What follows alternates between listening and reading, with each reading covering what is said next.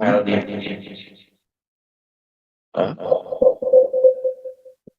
Tiap kali iya nanti saya kira-kira Pak Bisma ya. Yang lain di dalam itunya tadi udah sudah. Udah, kalau mau lanjut, terima kasih banyak. Cepatnya ya, berbagi.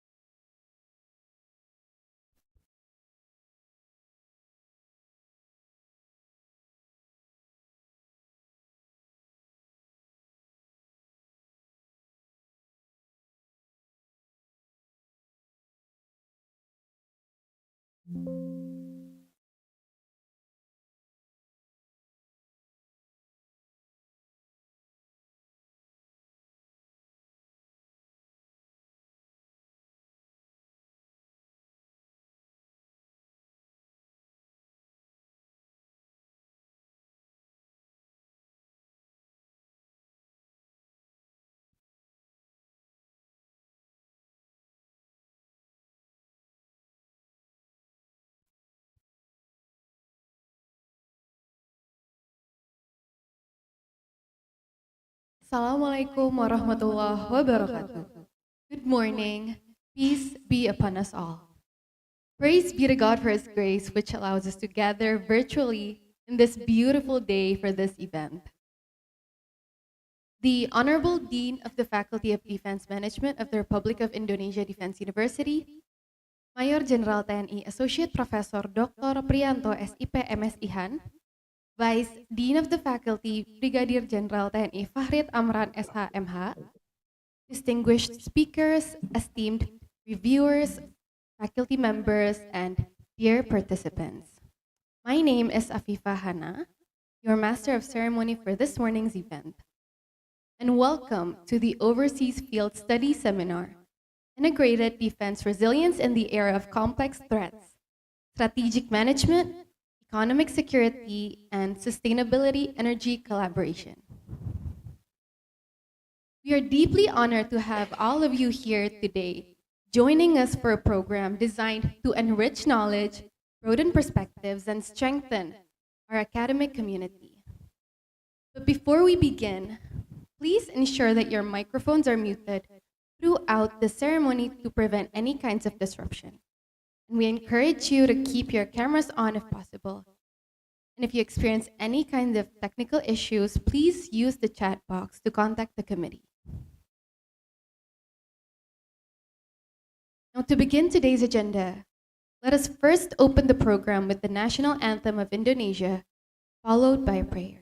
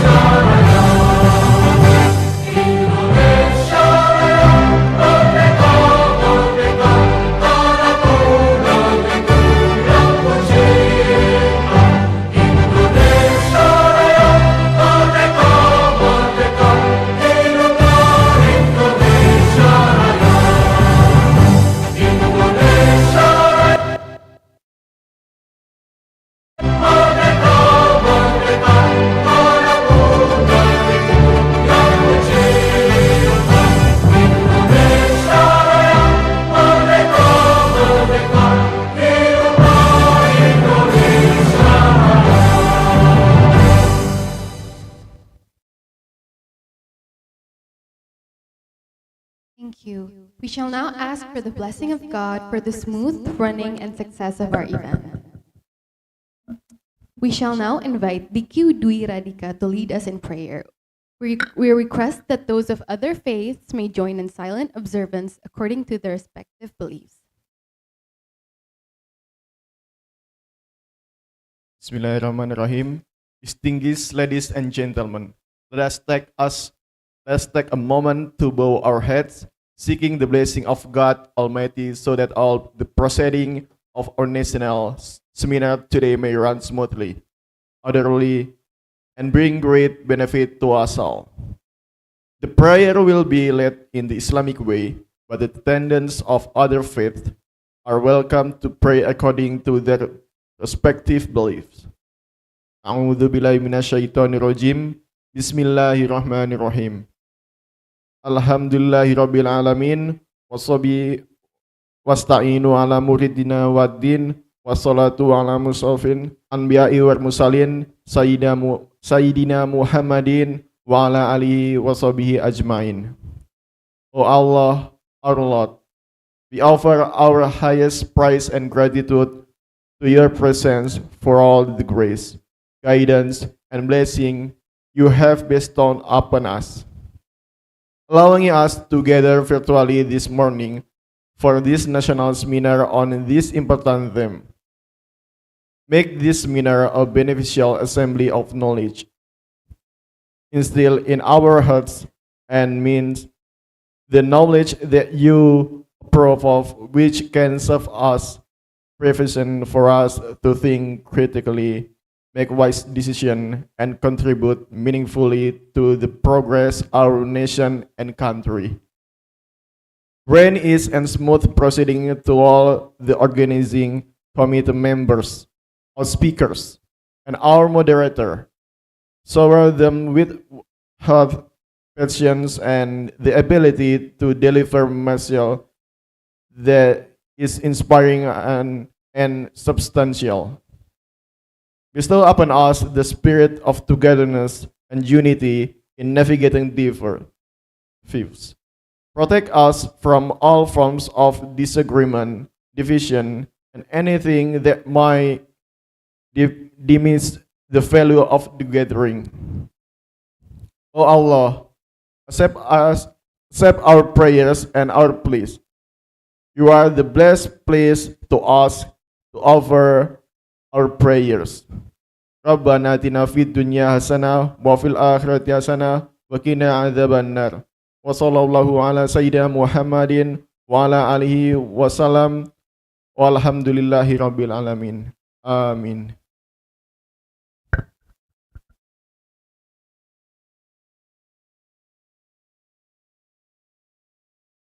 Thank you, Mr. Dicky. Now, before we continue with the event, we invite you to turn on your cameras for a virtual group photo session. Now, please smile warmly and salam bela negara as we capture all participants in our group photo. Ready? In 3, 2, 1. Now, please hold for a few more seconds as we scroll through the Zoom slides to ensure all participants are included.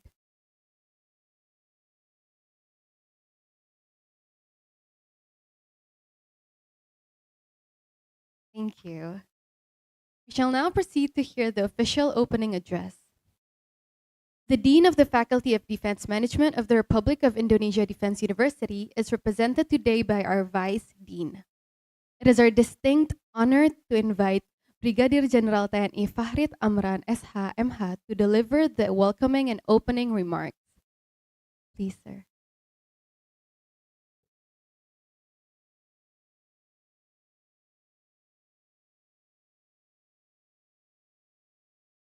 Excuse me, sir. Your microphone is still muted. Tes 1 2 3 1 2 3.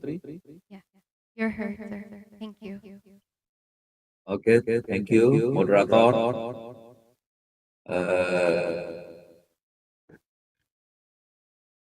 I read the opening remarks from the Faculty of Defense Management.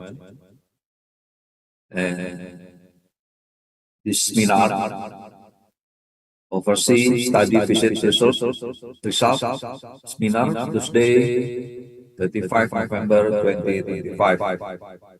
Distinguished Honorable Respondents from First Admiral Indonesia Navy Hidayaturrahman Ph.D. from Indonesian Defense Attache Tokyo. Good morning. Professor Wakhid, Slamet, Ciptono, Ph.D. from Gajah Mada University. Good morning, Prof. Good morning. Professor Dr. Insinyur Anhar Riza Antariksawan, IPU, Indonesian National Atomic Agency, respected students of the Faculty of Defense Management. Ladies and gentlemen, Assalamualaikum warahmatullahi wabarakatuh. Good morning and warm greetings to all of us. First and foremost, let us offer our highest praise and gratitude to God Almighty, whose blessings allow us to gather here today for the Officer Study Visit Result Seminar held under the theme Integrated Defense Resilience in the Era of Complex Threats, Strategic Management, Economic Security, and Sustainable Energy Collaboration. This program represents a vital component of our academic mission at the Republic of Indonesia Defense University to prepare future defense professionals, both civilian and military, who possess global insight, strong national identity, and strategic awareness in addressing evolving defense challenges. It is an honor for me to open the seminar, which provides an important academic forum for deepening our understanding of regional defense dynamics. This activity embodies our commitment to ensure that students acquire not only theoretical foundations but also practical insights derived from real-world strategic environments. The objective of this overseas study visit result seminar is to generate a comprehensive understanding of defense management dynamics within regional context through three primary perspectives: defense management, defense economic, and energy security. The research conduct focus on identifying how strategies, organizational structures, results, and innovations are implemented by partner countries, particularly in Malaysia and Japan, within the defense management study program in responding to today's complex threat landscape.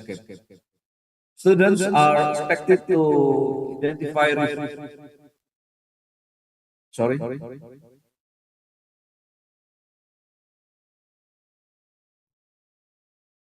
To identify relevant best practices, assess the effectiveness of defense and security sector policy, and relate this insight to Indonesia's current and future defense needs. Through the approach, the research becomes not only descriptive but also analytical and comparative, addressing the academic outlook of our students in understanding contemporary defense challenges. Additionally, this research aims to explore the strategic connection between defense resource management, security economic policies, and the effort of the state regional energy resilience.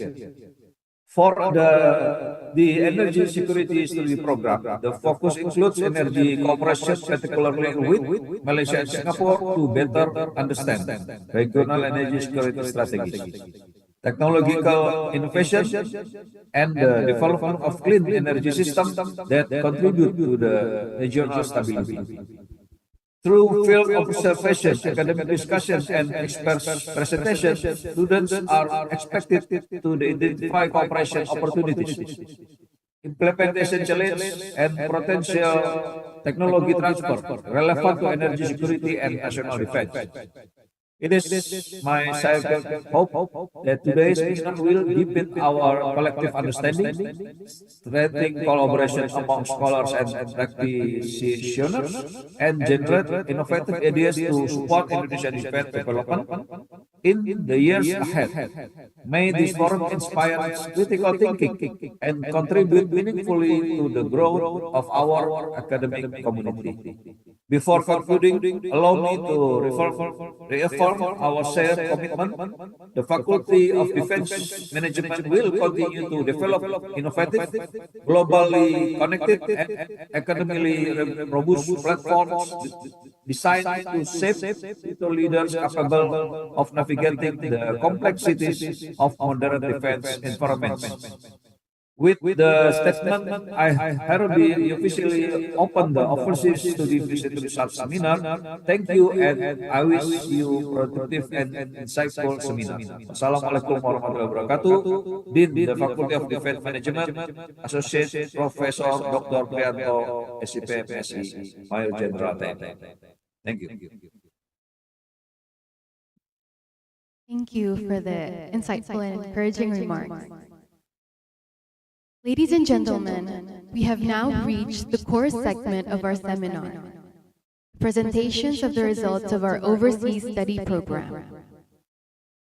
Now, to guide us through this session, I would like to introduce our esteemed moderator, Franceline Adela. Franceline Adela is a graduate of Pinus University. With a specialization in automotive and robotics engineering, Franceline is now a high-achieving student of Master's Program in Defense Management of the Republic of Indonesia Defense University. Please, Franceline, the virtual floor is yours. Thank you, Afifan. Good morning, everyone. My name is President Adela, and I'm honored to moderate our first session for today. We will cover the defense management, defense economics, and energy security topics. We have three talented speakers joining us today. Allow me to introduce them briefly. First, for the defense management material presentation, we have Ms. Rachel Juliana Wulan Sumampouw. Second, presenting the defense economics material, we have Mr. Danio. And finally, for the energy security material presentation, we have Mr. Ariawan Hartomo. We will hear from each speaker for 15 minutes in sequence. We ask the audience to hold all questions until the dedicated Q&A session. Our first presenter is a recent accounting graduate from Klabat University and a current master's student in defense management at Indonesia Defense University, who has demonstrated versatility through public relations, education, and interpretation roles for international organizations, supported by solid organizational management experience as a former chairman of the Student Association. We now welcome Ms. Rachel Juliana Wulan Sumampouw to present her material on the defense management topic. Ms. Rachel, the time is yours.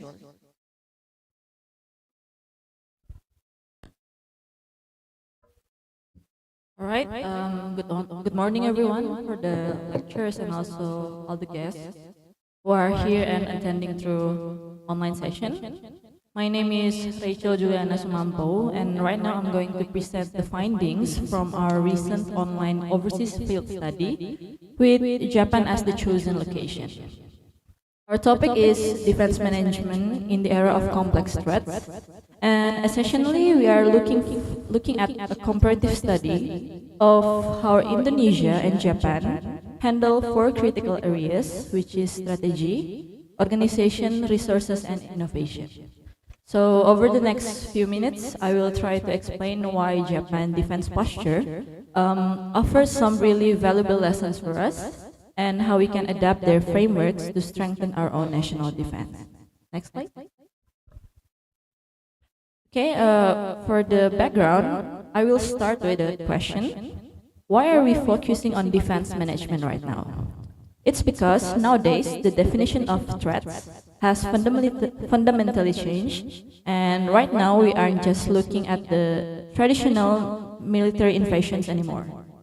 As we discussed during the KKLN session back then, the global security environment is now defined by complex multidimensional risks. And as you can see here on the slideshow, there's a lot of threats happening right now. We are facing cyber attacks that target our financial system and data. And also we are facing disinformation campaigns designed to fracture our social cohesion. Then there is economic coercion, pandemics that impact readiness, and also climate disaster that acts as a threat multipliers. And these threats are often ambiguous. They blur the lines between peace and war, and between civilian and military responsibilities. And by this, traditional defense planning isn't simply enough to handle them. Next slide. So, why did we choose Japan as a case study? So, Japan presents a unique strategic paradox. It is a major military power, yet it operates under strict constitutional constraint. Specifically, their Article 9 that mentions the limitation of using of offensive force. And because of this, they cannot rely on offensive power projection, and they have had to master efficiency and resilience. So, is there any similarities with Indonesia? Well, you can see here, there are 3 points, which is the first one, share vulnerabilities. And like Indonesia, Japan sits on the ring of fire. Dealing with natural disaster is their part of daily routines. And also the second one, which is civil military synergy. because of the legal limits of the GSDF, they have perfected the art of cooperation between the military and civilian agencies. And finally, the third one is total defense system. Their approach mirror our own Sishan Kamrata, and they mobilize all national resources for defense. Next slide. And so, what was the main goal of this study? Well, the primary aim was to enhance our understanding of how Japan managed defense in this gray zone of complex threats. And to do that, we focus on three specific objects, which is the first one, analyzing their framework across strategy, organization, resources, and innovation. The second one is strengthen or understanding the non-military dimensions of defense, and specifically how economy and technology play a role. And finally, the third one, identifying actionable examples that we can adapt to improve Indonesia defense posture. Next slide. So for our discussion, results and discussion based on our previous KKLN, we will introduce to you the SORI framework, which is strategy, organization, resource, and innovation. After we get insights from the expert speakers, we've synthesized the lesson and we try to build the SORI framework, and I will try to break it down on the next slide. So the first letter is S, which is strategy, and by strategy, we mean is thinking skills. So earlier, Dr. Caroline McElroy highlighted a crucial point in a volatile and uncertain environment. And our biggest liability is often our own cognitive bias. And she introduced us the dual process theory, which you can see here on the left side of the slide. There's FUCA. There's also System 1 on the left side of the slide. System 1 is our intuitive thinking. It's fast, but it's in a complex military situation, it can lead to errors like optimism bias. And on the right part of the slide, you can see System 2. And System 2 here, to navigate modern threats, Japan emphasized System 2 thinking, which is slow, conscious, logical processing. And strategic leaders needs to be trained to use divergent thinking to generate options, and configure thinking to make evidence-based decision. And it's about having the cognitive clarity to make the right call. Next slide. The next letter is O, which is organization, and we put civil military integration. In this part, we look at two different key areas here, which is logistic and cyber defense. Earlier on the KKLN, Mr. Antoni Tampubolon taught us that logistic is the first line of defense. In Japan, the supply chain is dual-use asset. During the 2011 earthquake and also at COVID-19 pandemics, the military didn't act alone. They serve as the backbone of civilian agency. And the lesson that we got here is integration. You cannot have a military logistic chain that is completely isolated from the national infrastructure. Then we look at the cyber defense with first Admiral Hidayaturrahman. We saw Japan shifting its posture. They are moving from a passive stand to active cyber defense. And this involves preemptive measure to neutralize threats before they can impact us. And to do this, they established the NISC to coordinate between the government and the private sector. And for Indonesia, this reinforced the need of a unified governance structure for cybersecurity. Next slide.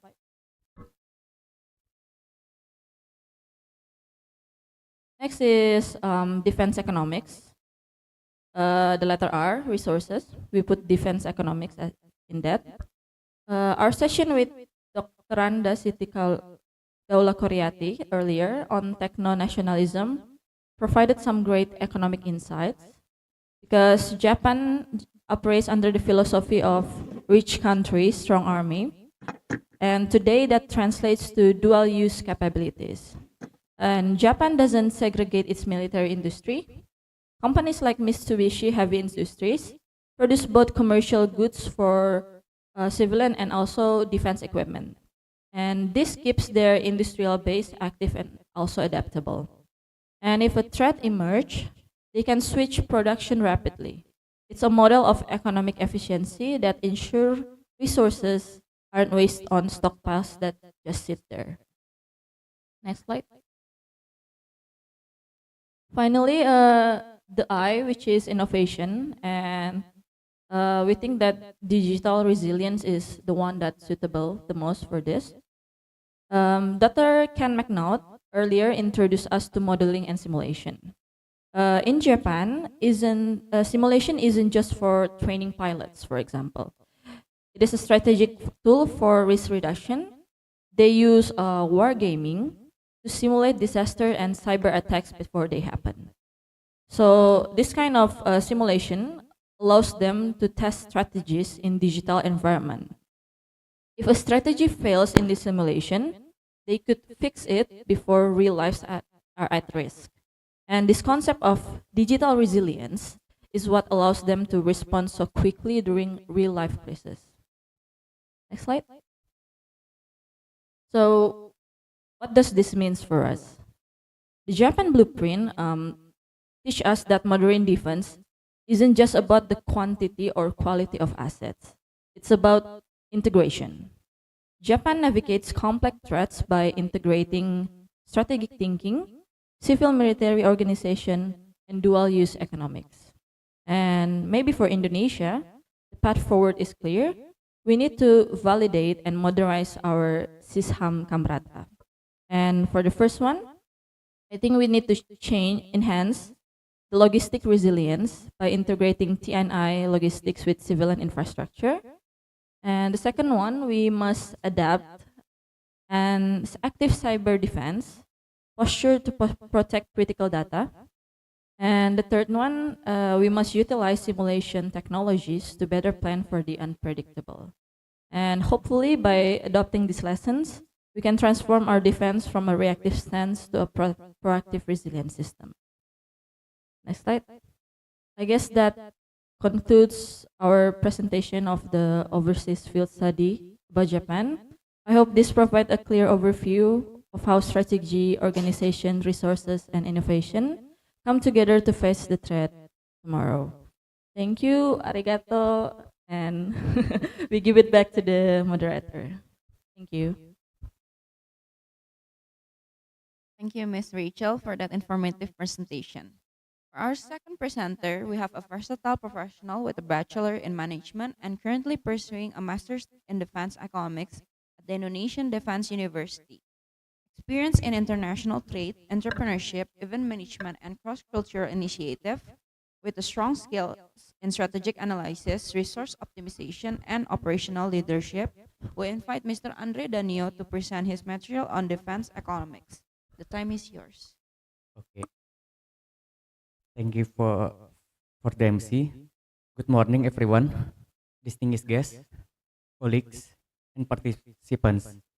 Today, I will present the economic dimension of defense and security, strategic management, resource optimization, and policy implication in Malaysia and beyond. This seminar is part of our ongoing effort to connect defense economic with practical strategies for national and regional stability. Okay, next slide. The global security landscape is becoming increasingly complex. Threats are no longer limited to traditional conflicts because we are now facing cyber warfare, resource scarcity, and hybrid challenge. National security and economic growth are deeply interconnected, and geopolitical shift directly influence trade and cooperation. In this presentation, I will highlight why economic dimensions are vital for defense and security, and how resource management strengthens military readiness. Next. Our research focus on several key objectives. First, to analyze the role of cyber power in national security strategies. Second, to evaluating cost efficiency and logistic management in defense procurement. Third, identifying strategies to optimize operational costs in Malaysia. Fourth, examining global best practice in defense resource management.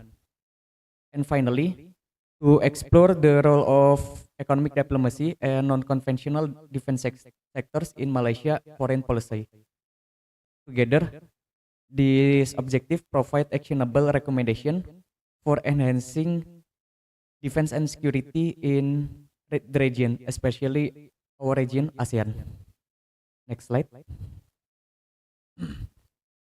As we can see on the screen, cyber power is now a strategic instrument of national defense. It includes both hard and soft components, but it also creates vulnerabilities. Threats such as espionage, sabotage, and information operation. By 2027, cybercrime costs are projected to exceed $24 trillion. Malaysia has adopted a whole of government and society or WOGOS approach, which it is supported by regional cooperation through ASEAN frameworks, such as ACDN or ASEAN Cyber Defense Network, and HDMM or ASEAN Defense Minister Meeting. The Cybersecurity Act of 2024 will help to further strengthen and national resilience. Next. The regional cooperation is essential because the ASEAN Cyber Defense Network serves as a central platform for collective cyber and AI security. Malaysia Cybersecurity Strategy 2020 until 2024 and the Cybersecurity Act in 2024 is emphasized to protecting critical infrastructure and advancing AI-based defense. Through HDMM Plus or HDMM Plus is the expanded form of the ASEAN Defense Minister Meeting, which involving key dialogues partners such as United States, China, Japan, Australia, and other big countries. It purpose to deepen security and defense collaboration across the Asia Pacific region, where Malaysia build capacity, ethical standards, and strategic trust. This shows how national policy aligns with regional objective. Next. If we are looking ahead, the emerging technologies will reshape our defense strategy. Artificial intelligence and big data are double-edged sword. They can be weaponized, but they also strengthen forecasting and countermeasure. Cyber warfare tactics are evolving with state-sponsored attacks targeting critical infrastructure.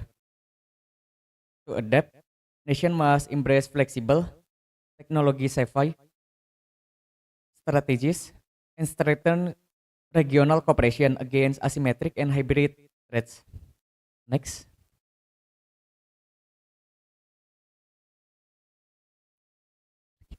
Defense procurement face challenges such as budget overruns, fragmented logistics, and depends on foreign supplies.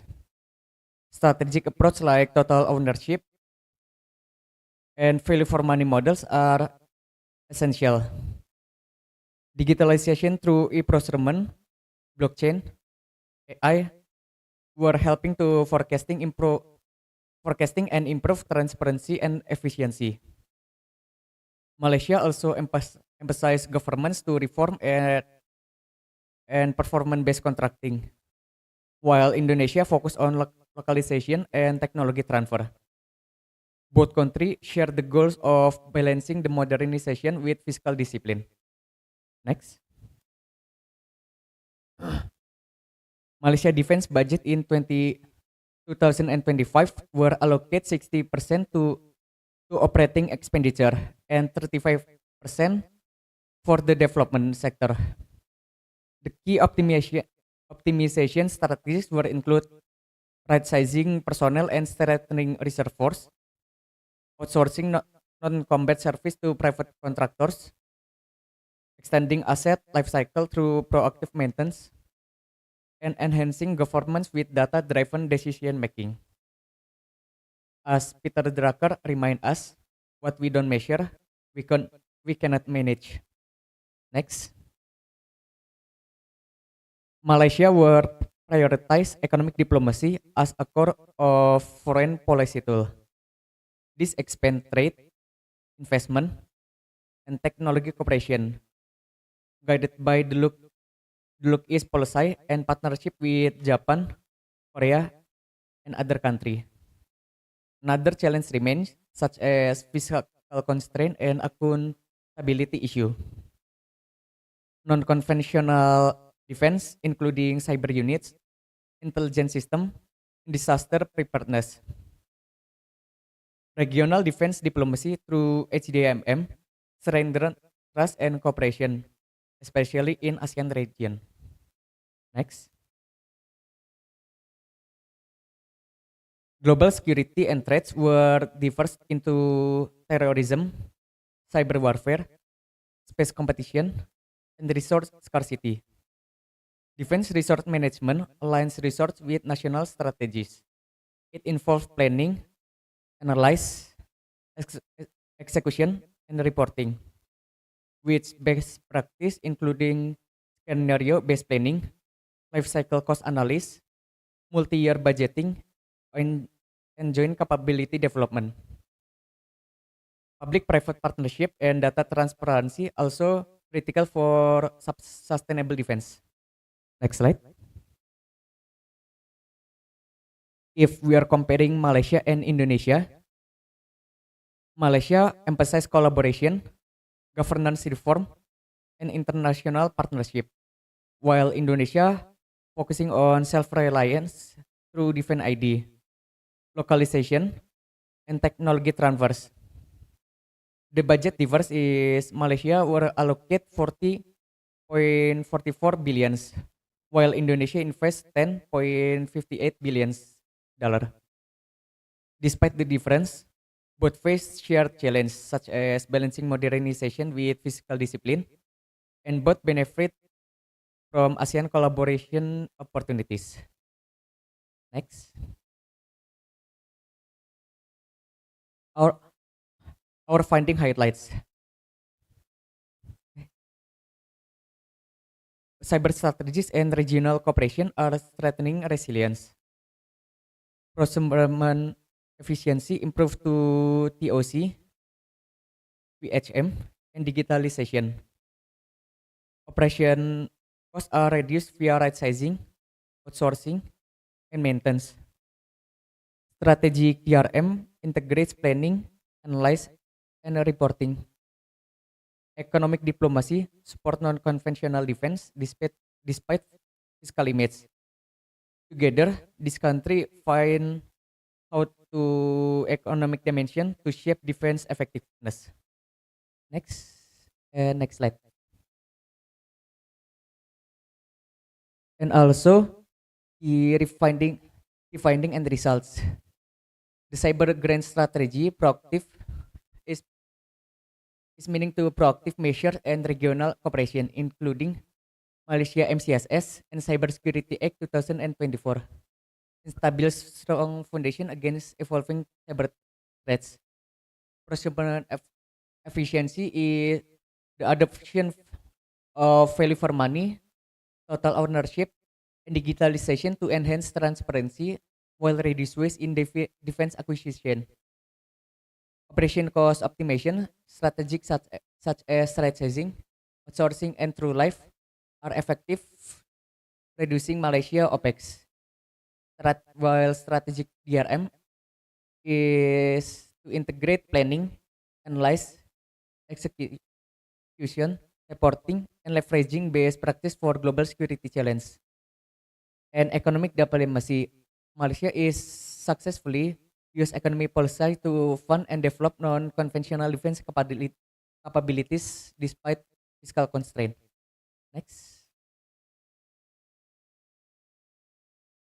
Now we are recommend to joint planning and interoperability across service and partners, stronger data infrastructure, and analytics for evidence-based decision, public-private partnership to leverage innovation, adoption of AI, IoT, and blockchain for cyber defense and logistics,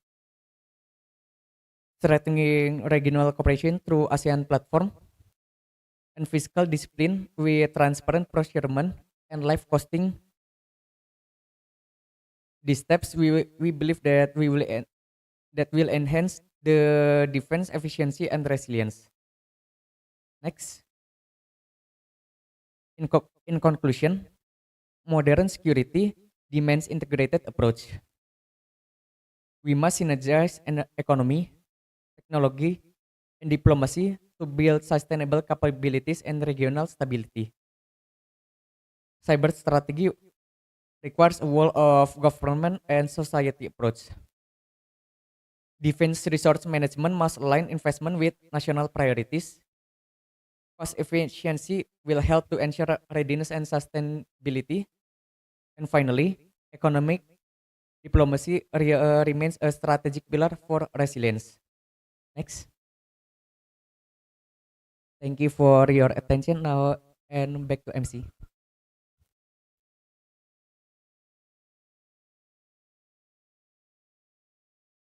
Thank you, Mr. Andre, for your comprehensive presentation.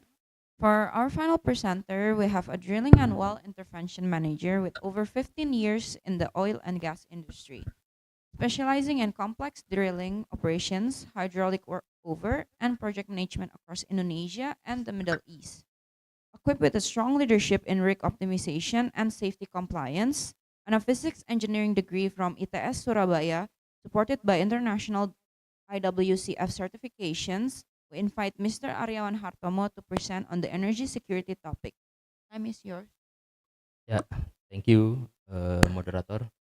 Okay, in here I will present the overseas field study from our energy science study program, and with the theme collaboration to enhance regional energy security through the transfer of clean energy. In this overseas field study, we are collaborated with also with the Washington State University, National University of Singapore, University Malaysia, no, University Malaya in Malaysia, and the others in HDF Energy from private company from France. Next. Okay, some of a point for the key discussion is number one about the background in urgency is how to understanding why this collaboration is crucial, especially in the Southeast Asian countries. And number two, problem statement and objective.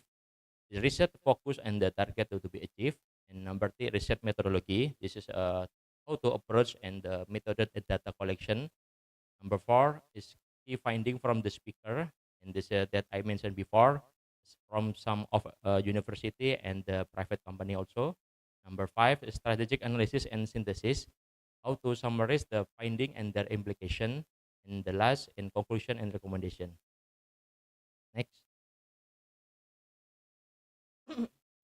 But the background in urgency, there is some of point. Number one is regarding the complex challenge. It's not only of the how to we are sufficient to complete the energy needed, but also we are also the how to efficiency the energy itself. Now we know together the energy in the world maybe will be produced by fossil energy, and it also ensures in the global to create significant pressure and on regional energy security. And number two, high dependency. Despite the Asian countries remain highly dependent on fossil energy resources, absolutely, and on Indonesia also is around about 80% the energy will be provided from fossil like oil and gas and also the coal. And then the next is capacity gaps. Not all countries have equal access to advanced technology, financial support, and robust policy framework to enable a clean energy transition. And if we talk about the energy, we have four A and one S. As 4A is about the availability and acceptability, affordability, and the last maybe what is it? Accessibility. How to every single person, how to every country to access the energy itself with properly. And the last one S is sustainability. And the last of the background is strategic solution. How to regional cooperation and the transfer of clean energy technology are the key to building a share and sustainability energy resilience for the future. Next, problem statement and objective. This problem statement is how to optimize the potential of the biomass to convert to the others energy like the hydrogen and etc. Number two, about the contribution of the academic research like BRIN in here in Indonesia and maybe in others in Singapore, maybe like National University of Singapore to about discuss to research about energy strategies itself. And the last, the role of the financing for the especially for the clean energy itself. And then the objective to analyze the role of the international collaboration in clean energy security. Number two, identifying the contribution of the speaker, like from the Mrs. Fitria from Washington State University, and from the National University of Singapore, and then University Malaya, and the private company SDF Energy. And the next, but evaluating the potential of the regional technology, like especially in the renewable energy, like a biomass, solar, hydrogen, and the integrated hybrid. And the next is mining the barrier of opportunities for clean energy technology transfer. The last, formulating recommendation for government, research institution, and industry to strengthen energy security itself. Next. This is our research methodology. Number one, about the approach to describe the qualitative. This study may be to describe the qualitative approach to obtain in-depth information. Number two, about the primary data resource. In-depth interview with the speaker, with the international expert to get the analysis about the seminar material. And number three, about the analysis technique. This is how to use the interactive model of Miles, Huberman, and Sadalna for the data interpretation. And the last, data validity is of course important, but the data source string angulation to ensure the accuracy and reliability of the finding. Next. Yeah, key finding number one is about the biomass and biofuel. This is from Washington State University. Uh, there is a 3 point about the conversion technology from biomass to other energy, like from fermentation. This also can be create hydrogen, green hydrogen also, and gasification and pyrolysis in the with a single bigger theme is called thermochemical, how to produce biofuel, how to produce the green hydrogen, and etc. And the innovative solution is decentralized depot system to how to establish local biomass processing facility, is a local microgrid in the all of the area, and the next integrated pre-treatment. And we know the what is it the potential biomassa in Indonesia is around 146.7 million ton per year, is equivalent with 49,000 megawatt is of energy Indonesia is based on Primandanti 2023. Is it will equal with the electricity in Java, especially in Java Island is the electricity around 36,000 megawatt. So how to we can useful the biomass potential in Indonesia will be I think it will be enough to cover the electricity demand in Indonesia. Next, key finding number 2 about decarbonization and global challenge is from the Professor Muhammad Hasanuzaman from University of Malaya in Malaysia. How to decrease our gas emission, greenhouse gas emission, to to lower the gas emission itself. Some of adoption technology like how to use electric vehicles so we can reduce the consumption of the fossil energy, and then maybe carbon capture, and the other technology will be decrease the gas emission itself. Next, finding number 3 about the ASEAN power grid, how to integrated the power electricity, I mean, to between the ASEAN, Southeast Asian countries. I mean, the integrated is not only lack of the energy source, but also how to efficient the energy itself. Like example, this is already some of already connected, yeah, between like a power grid in the Vietnam, in the Cambodia, Thailand, and the Malaysia. Some of already integrated. Some of country will be produce the electricity with the higher price because the source is very limited. So how to connect it with the other country with the what is cheaper price. So it will be efficiently, and the way we can diversity the energy supply and enhance the grid stability. So the other country will be grow together for cheaper and efficient energy itself, especially for electricity energy.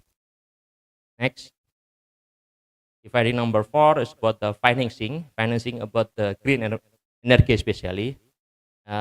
Some of we know in the G20 forum and in the Bali maybe 2022, yeah, if I'm not mistaken, we already agreed about the financing from the G20 around 20 billions to develop the green energy itself, so in especially Indonesia. But until now, we know together this is 20 billion US dollar is not until now $1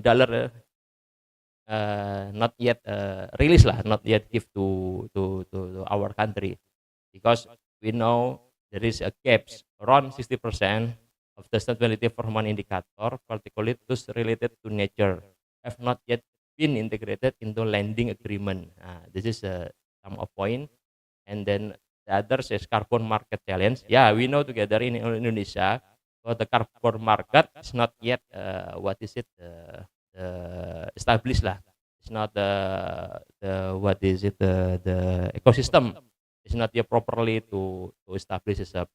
So some of strategic recommendation is about number 1, integration of nature-based indicator to incorporate metric related to water, waste, and biodiversity into financial agreement. Number 2, yeah, of course, we have to global standard harmonization, standardization to developing uniform carbon market standard to attract greater investment. As we know together, and COP 30, if I'm not mistaken, will be some of carbon market from Indonesia, like from geothermal, from waste, from the requisition will be sell on the COP 30, maybe in the next year, I'm not mistaken. Number 3, transparency and accountability, enhance sustainability reporting data and data verification to build investor trust. Number 4, policy incentive. This is of course from the government, how to provide fiscal and regulatory incentive to support green financing itself. Next, finding number 5, especially we discuss about the green hydrogen from the private company HDF Energy. This is a private company from France that will be invest in Indonesia to produce the green hydrogen by electrolysis. So the plant will be built the solar energy around 30 megawatt in the Flores, Nusa Tenggara Timur. And then the electricity is not sold to PLN, but it will be the electricity to produce green hydrogen by electrolysis itself. And then they will sell the green hydrogen to the market, or to international market maybe. So I think this green hydrogen in Indonesia is very big opportunity in Indonesia. because it's not only by electrolysis to produce green hydrogen, but also the green hydrogen can produce by thermochemical biomass, and also can be possible to be produced from waste itself. So next, strategic framework toward a net zero. So it's about the supply itself and very diversification to throw biomass and hydrogen. How to we achieve our target to what is it renewable energy? What is it share in the national energy energy consumption in Indonesia from now to 2025 around 15% and become 25% in the 2030. This by and then second for the technology, of course, technology will be important thing to develop this green energy technology. Number three is about infrastructure and how to make an integrated power grid, how to build the green power plant, and number four about the financing for the develop the green energy itself, and the last is policy from government. Next,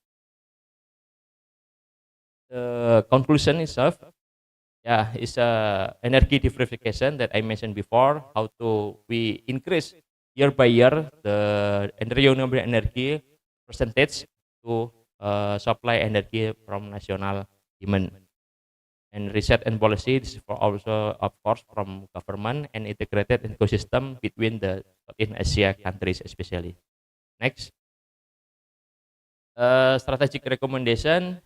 Yeah, this is of course number one about research and development investment, how to what is it accelerate the development of green energy itself, and number two specific regulation. This is as we know what is it press 112 ya in this year from president, how to accelerate the green energy itself, especially from waste to electricity or from waste to green hydrogen. And number three about green financing itself from the what is international finding, and to the last is how to improve our human resource. The last is the closing, how to share vision for the sustainable energy future. Regional collaboration and transfer of clean energy technology are not merely option, but strategic imperative for building energy security, economic stability, and sustainability future for the region. I think here is enough from me. I will back to moderator. Thank you. Thank you, Mr. Ariawan, for your insights. We now move to the review session. We are privileged to have three distinguished reviewers to provide their expert commentary on the presentations. Allow me to introduce our reviewers. For the Defense Management Review, we have First Admiral from the Indonesian National Army, Mr. Hidayaturrahman, S.T. M.M.P, Ph.D. For the Defense Economics Review, we have Professor Dr. Wakhid Slamet Ciptono, M.B.A, M.P.M, M.P.U, Ph.D. And for the Energy Security Review, we have Dr. Anhar Riza Antariksawan. Each reviewer will have 15 minutes for their response. Our first reviewer is a senior Indonesian Navy officer with extensive experience in intelligence, strategy, and international defense diplomacy, currently serving as a defense attaché of the Republic of Indonesia in Tokyo, Japan. With prior assignments in Bangkok and key strategic roles in the Indonesian National Army Intelligence, he holds a PhD in Strategy and Security, as well as a Master of Maritime Policy and a comprehensive military education, including AAL, SESCOAL, and Naval War College, Thailand. We invite First Admiral of the Indonesian National Army, Mr. Hidayaturrahman, STMMP, PhD, to provide the review on the defense management presentation. Time is yours, Pa. Okay, thank you very much. Bismillahirrahmanirrahim. Dean of Faculty of Defense Management, represented by Vice Dean, and also distinguished other reviewer, Professor Wakhid and Professor Anhar, and all the participants. Good morning. Assalamualaikum warahmatullahi wabarakatuh. After having and hearing all the presentation, particularly from the defense management presenters, I have no complaint actually. All good, all well, but I have to add things that I want to share related with the how we may learn from other countries. First thing first, we may learn from all countries around the world and all the aspects or factors component that we may learn is also vary. Defense attaché in all countries observe and assess 9 components: geography, history, politics, economic, social, science, transportation, biography, armed forces. All 9 components then analyze to conclude in knowing or having the information, the intelligence related with the strength, weakness, possible of way of the action, and the intention of that country. So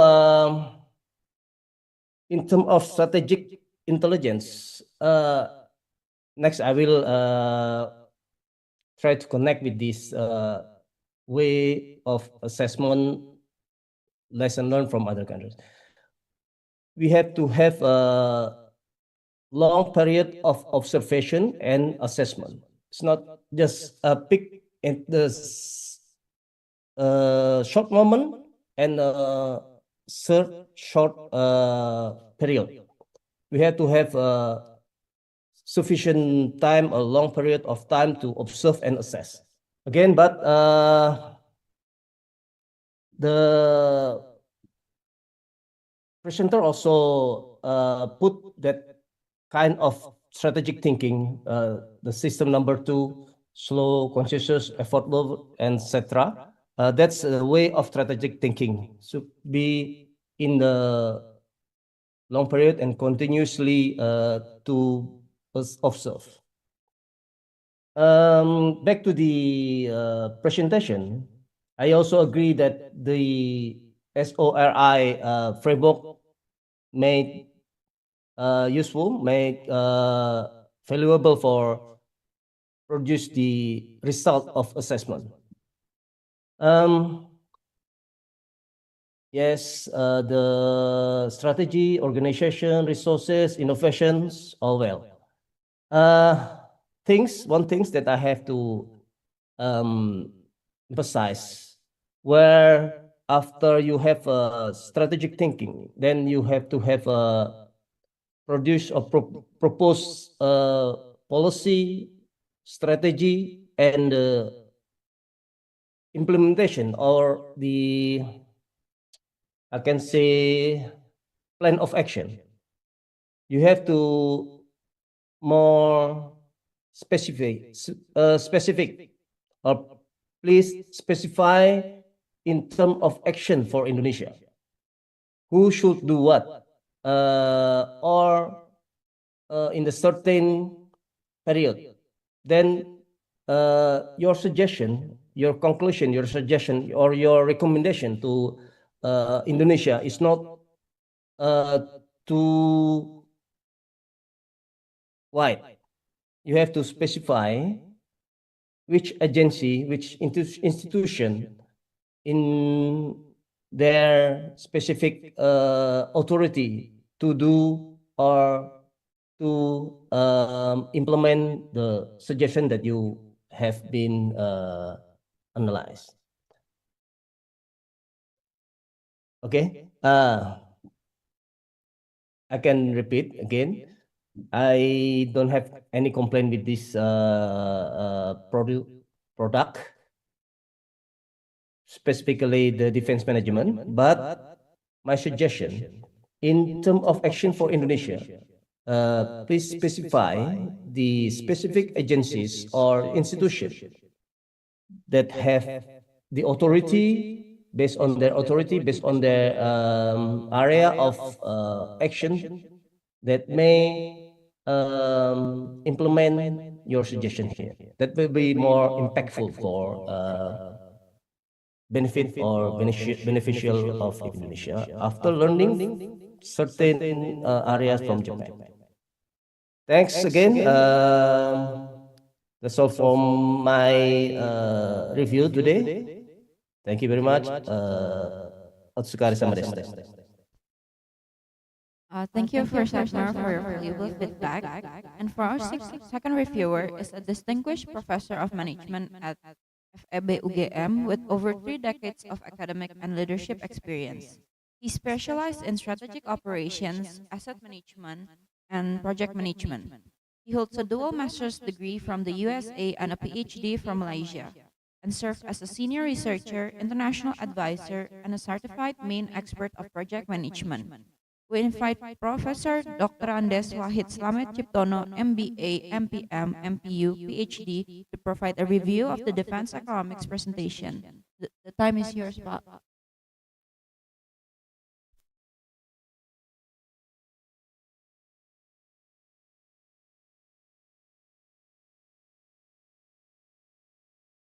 Bapak masih ke-mute, Pak.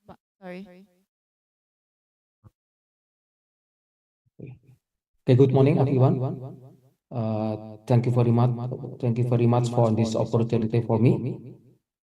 Okay, distinguished reviewer, and especially student,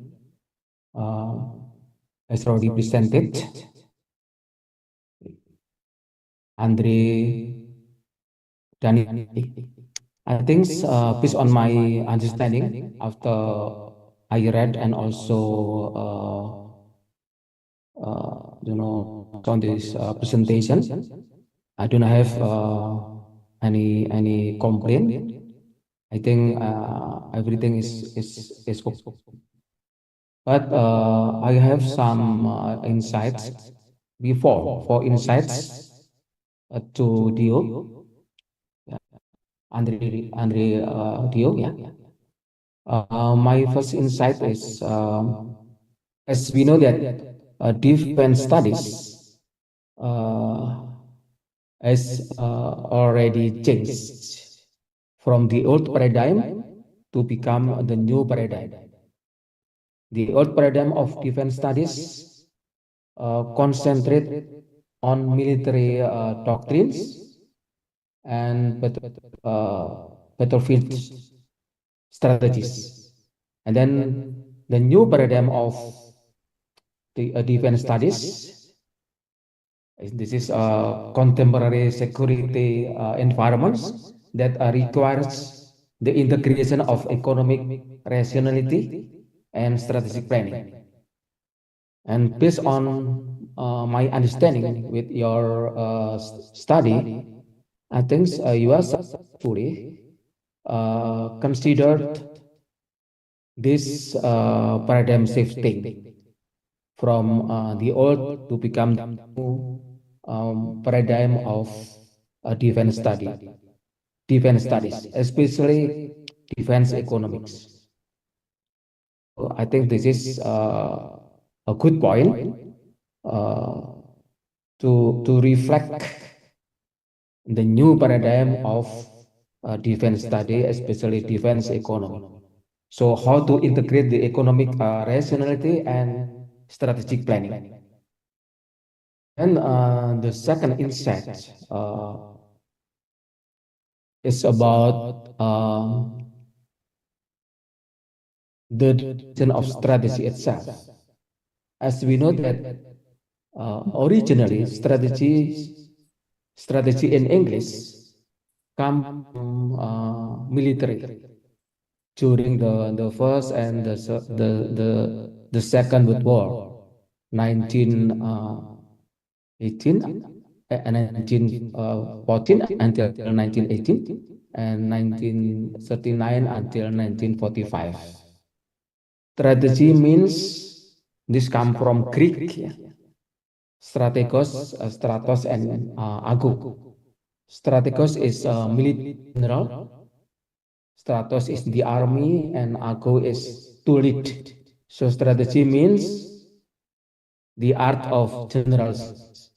And then after uh, the Second World War, and then many organizations, public and also a business sector, adopted the concept of strategy and then become strategic management.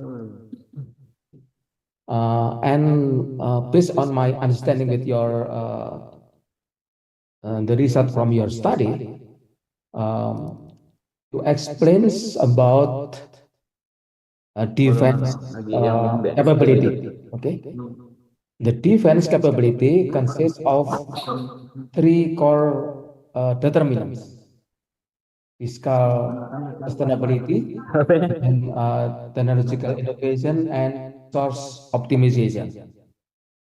And your study already explained this defense capability. This very useful.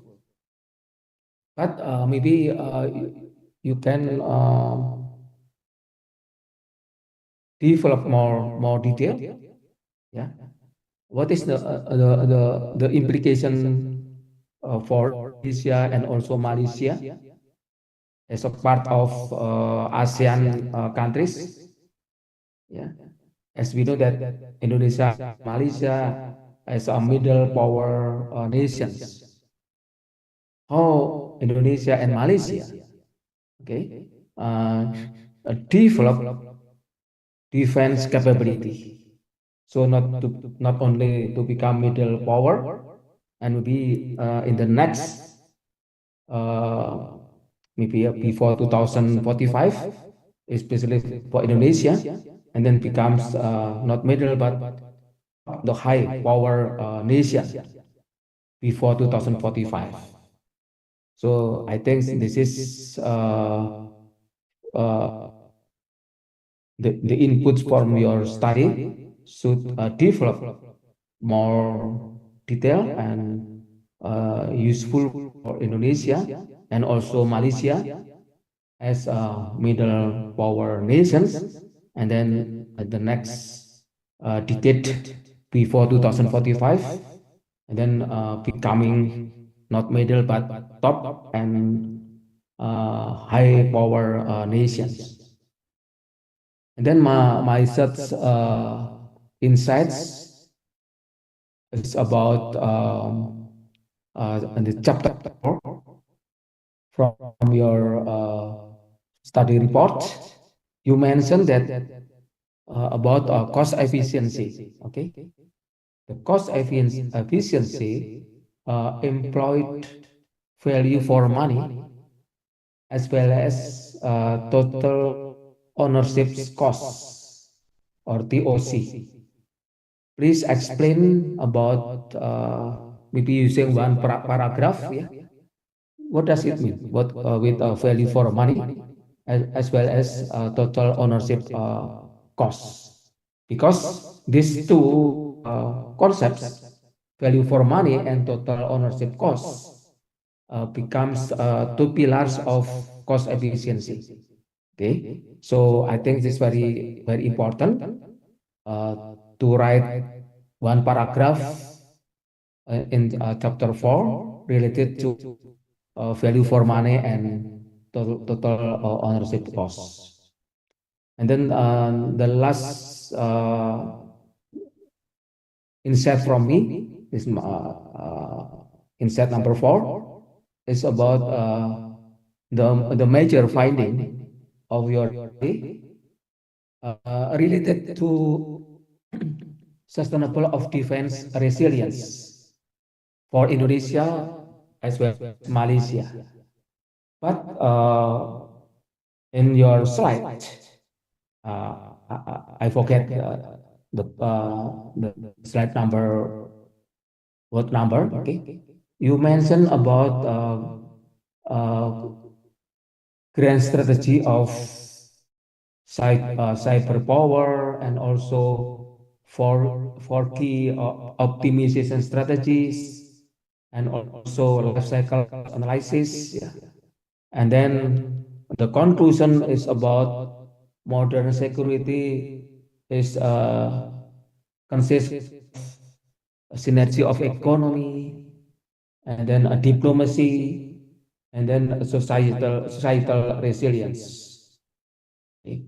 And as we know that today we are living in the era of VUCA, volatility, uncertainty, complexity, and ambiguity.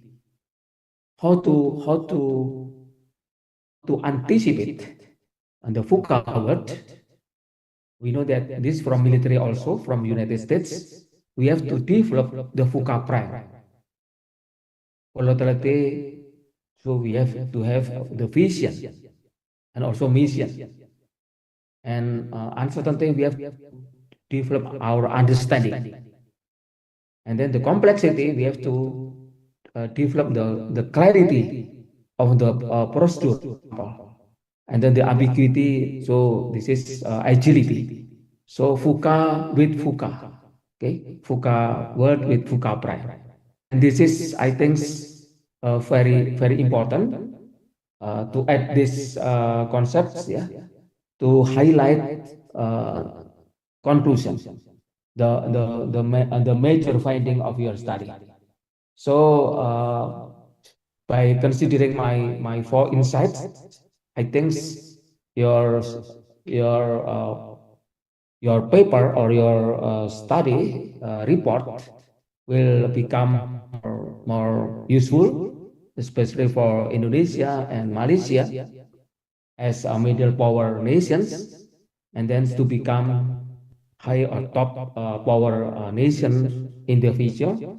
And to do so, Indonesia and Malaysia will become the leader of military in the region of ASEAN. And automatically, we hope that from your study, yeah, especially for Indonesia and Malaysia, to the military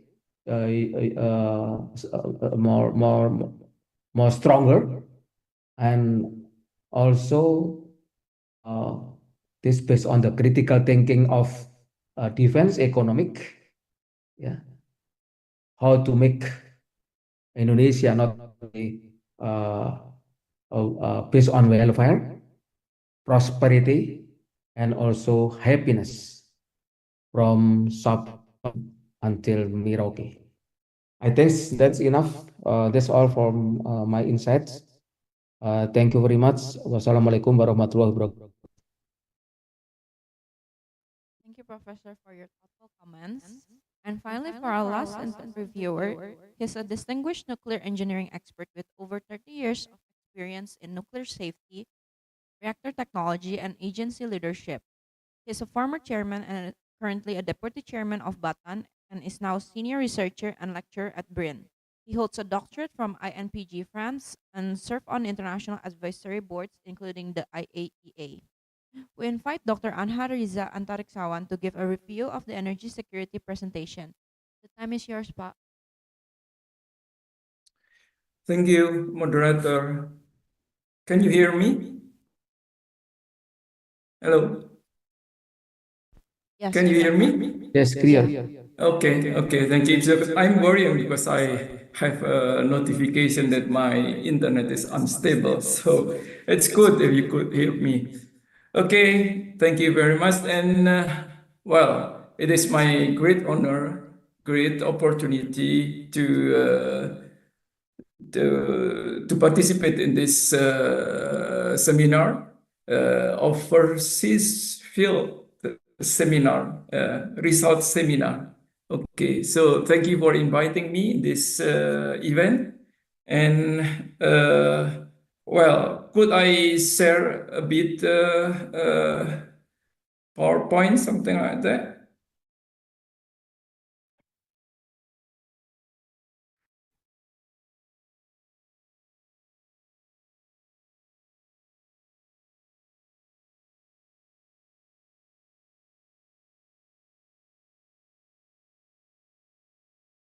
Okay, could you see my my slide?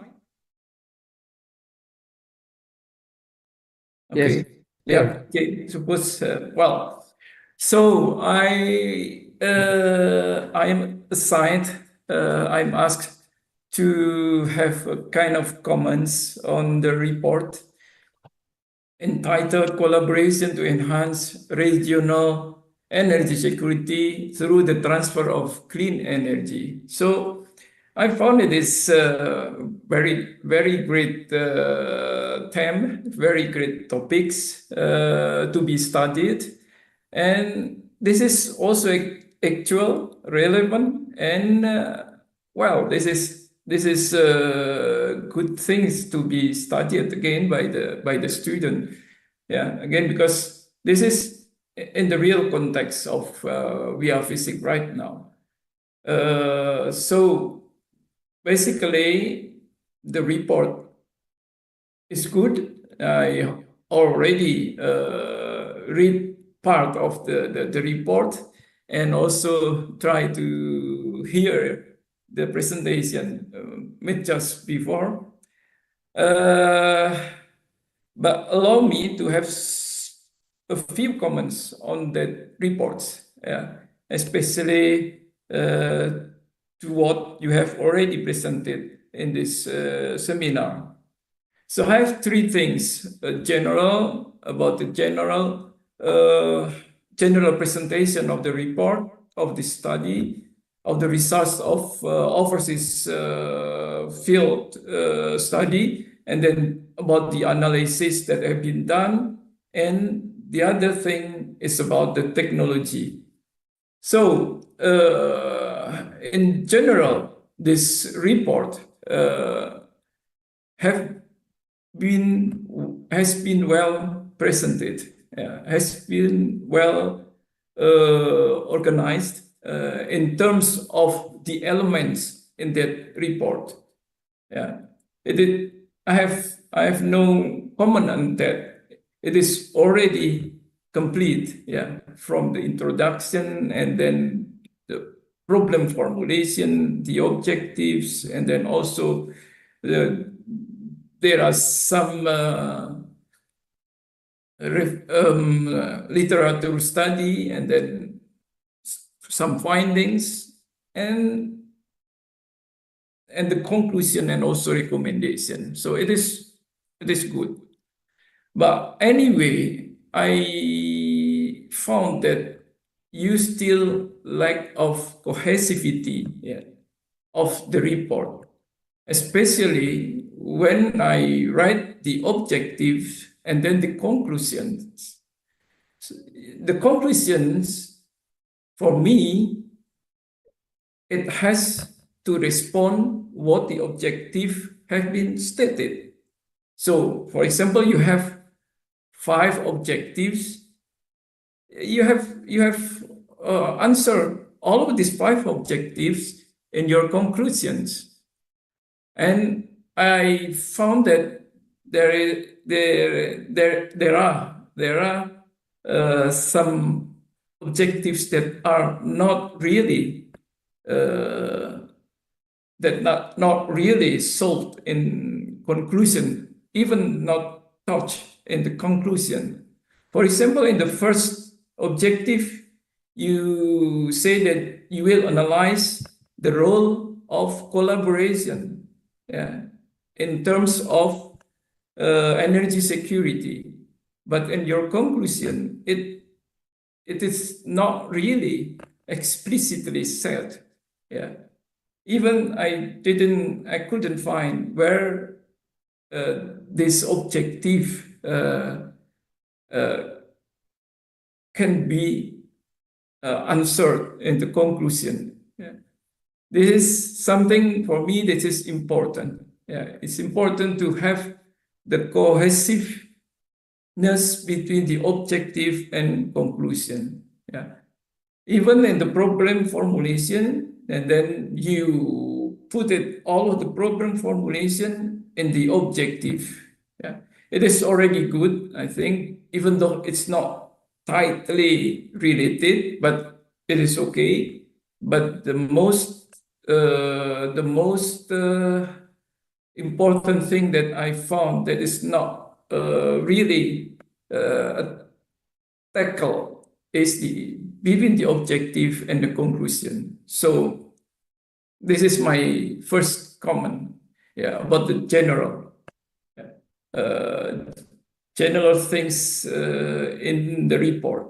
Okay, and then in the analysis findings are good. Yeah, findings are good. You got many very important information, data from the experts. And also you have quite extensive literature survey before. So I think that is a good elementary for you to do an analysis and then synthesis about all of these findings. But I found again here that you need to be more comprehensive and critical to analyze, to synthesize all of these findings. Because if it is pity if you have such very important, very interesting data, information, but you could not synthesize it in comprehensive conclusion. Yeah. For example, when you talk about the biomass, biofuel, it is more interesting if you relate it to the few nexus, few, food, energy, and water. Yeah, you know that our president several times says that our challenges in the future is few, food, energy, and water. And when we talk about the biofuel, we could not, we have to relate it with food, or even water, for example, because biofuel, some of biofuels come from the land that we need for our food, and also the water. We need the water for our consumption and also for irrigation, etc. So this is something that you could consider when you make analysis and synthesis of all of your finding information that you got. And also about the green hydrogen, you didn't talk much about the hydrogen in your analysis, even in your conclusion. You didn't touch about the hydrogen. Yes, you're right that we need the green hydrogen, but how green hydrogen will be implemented? I mean, using what? Using biomass to produce the hydrogen, or any other primary source, energy sources. But what we have right now is the gray hydrogen, the hydrogen that is produced from the coal, for example, or from oil. But if you talk about the green hydrogen, you have to say, you have to consider from where the energy sources to produce this hydrogen, the green hydrogen. Okay, then this is, you talk very little about the hydrogen, especially green hydrogen, in your report.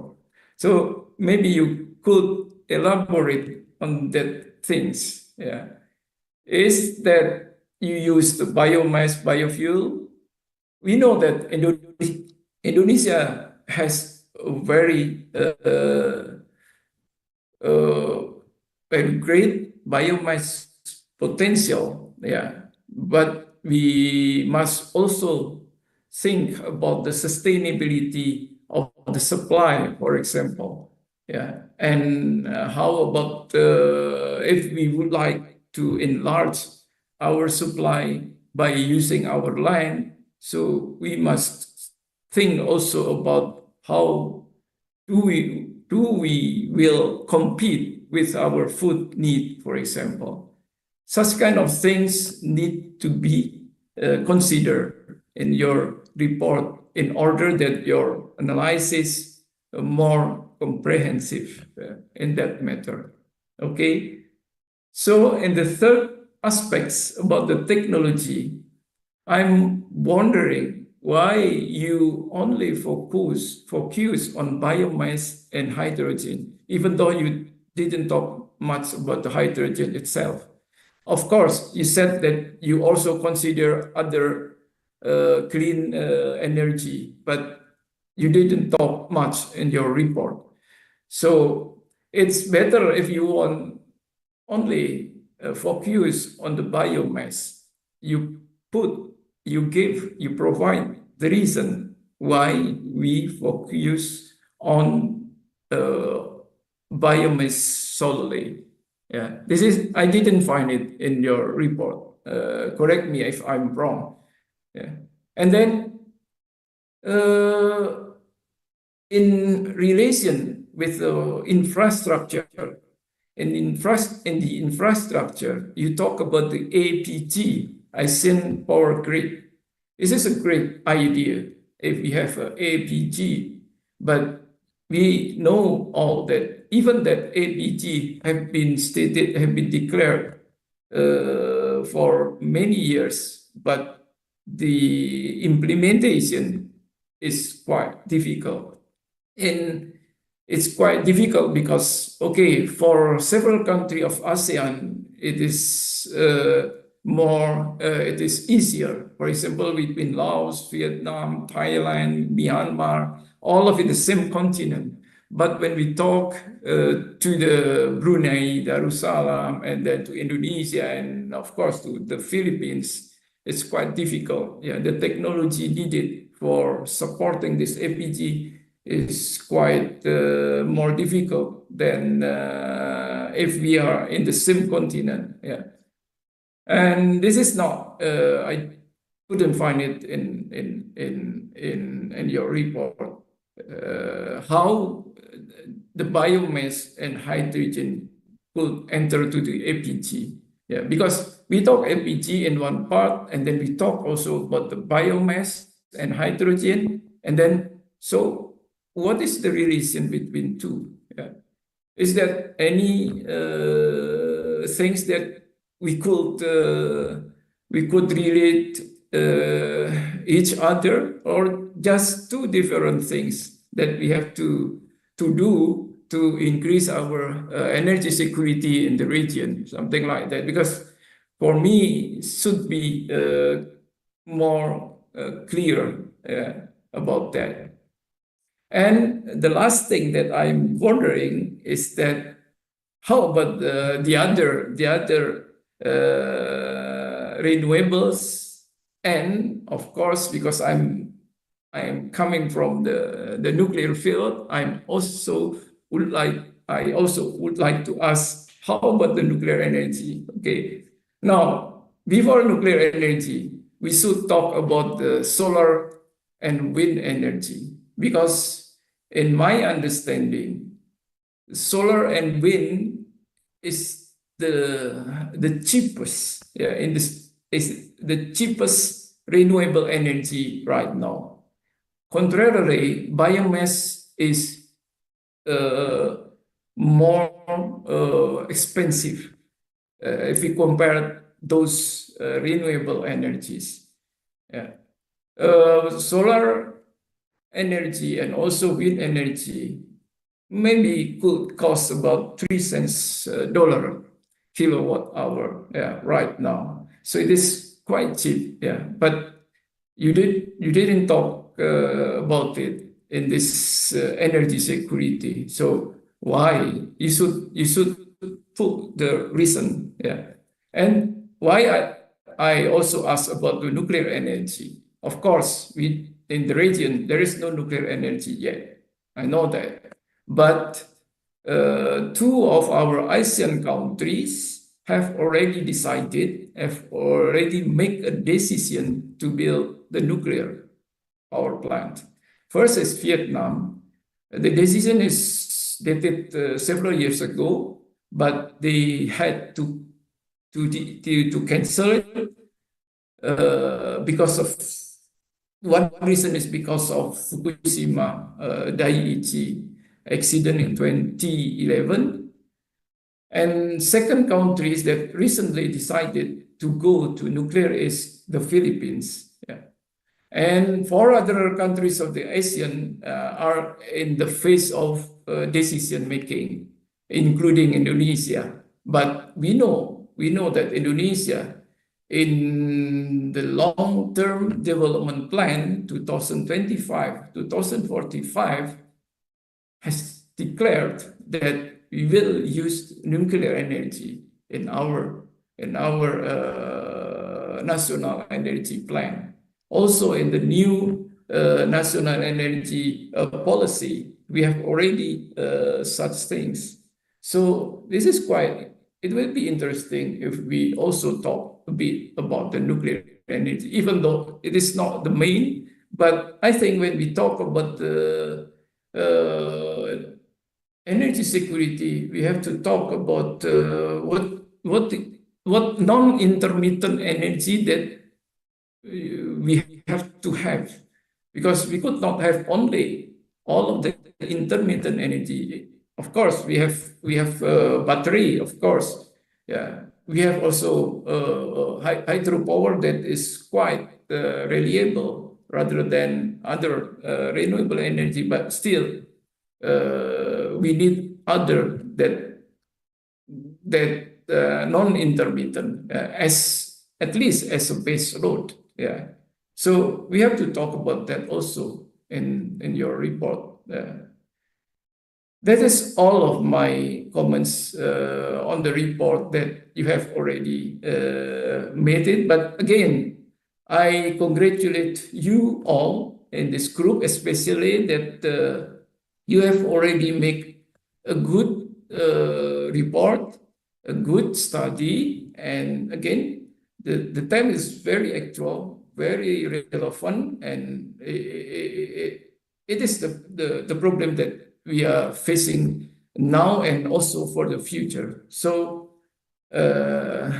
well, good luck for the continuation of this study. Hope that one day we could meet again. Thank you very much. I give back to moderator. Thank you.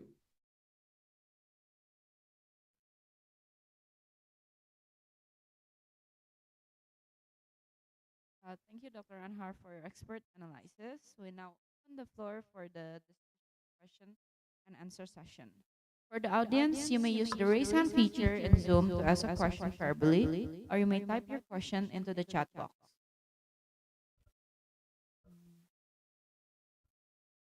We actually already have some questions. We're going to start with defense management class first, then moving on with the other classes. For the defense management, the first question we got is, how can Indonesia operationalize system two thinking within defense planning processes, particularly in making rapid and accurate decisions during time-critical cyber incident responses?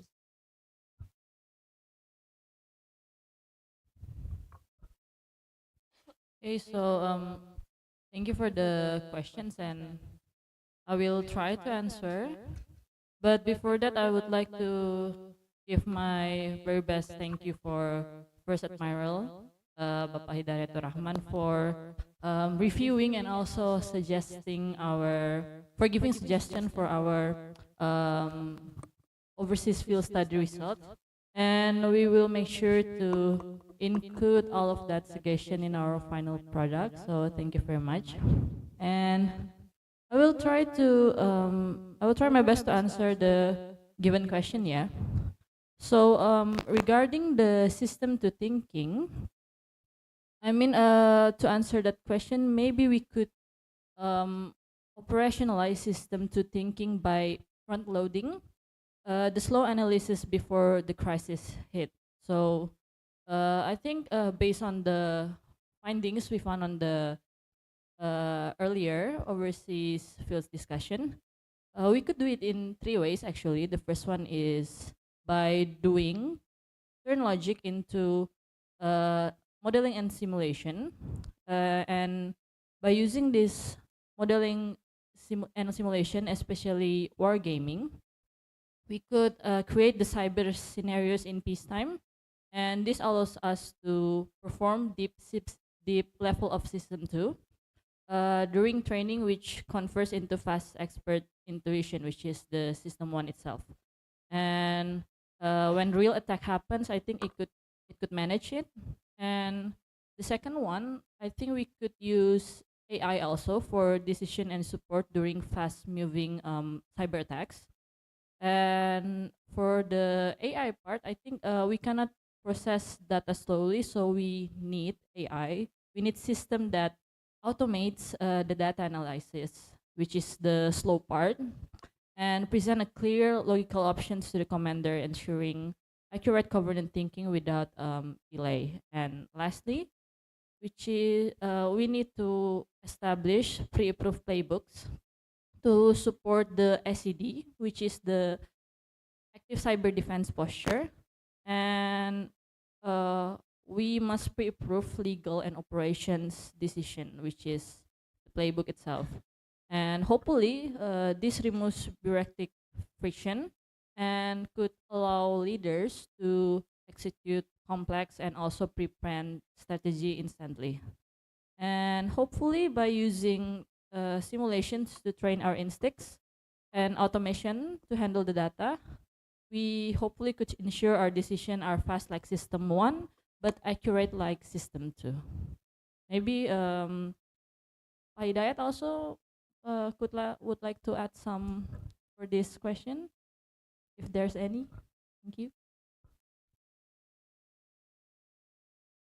If not, we could move maybe to the next question.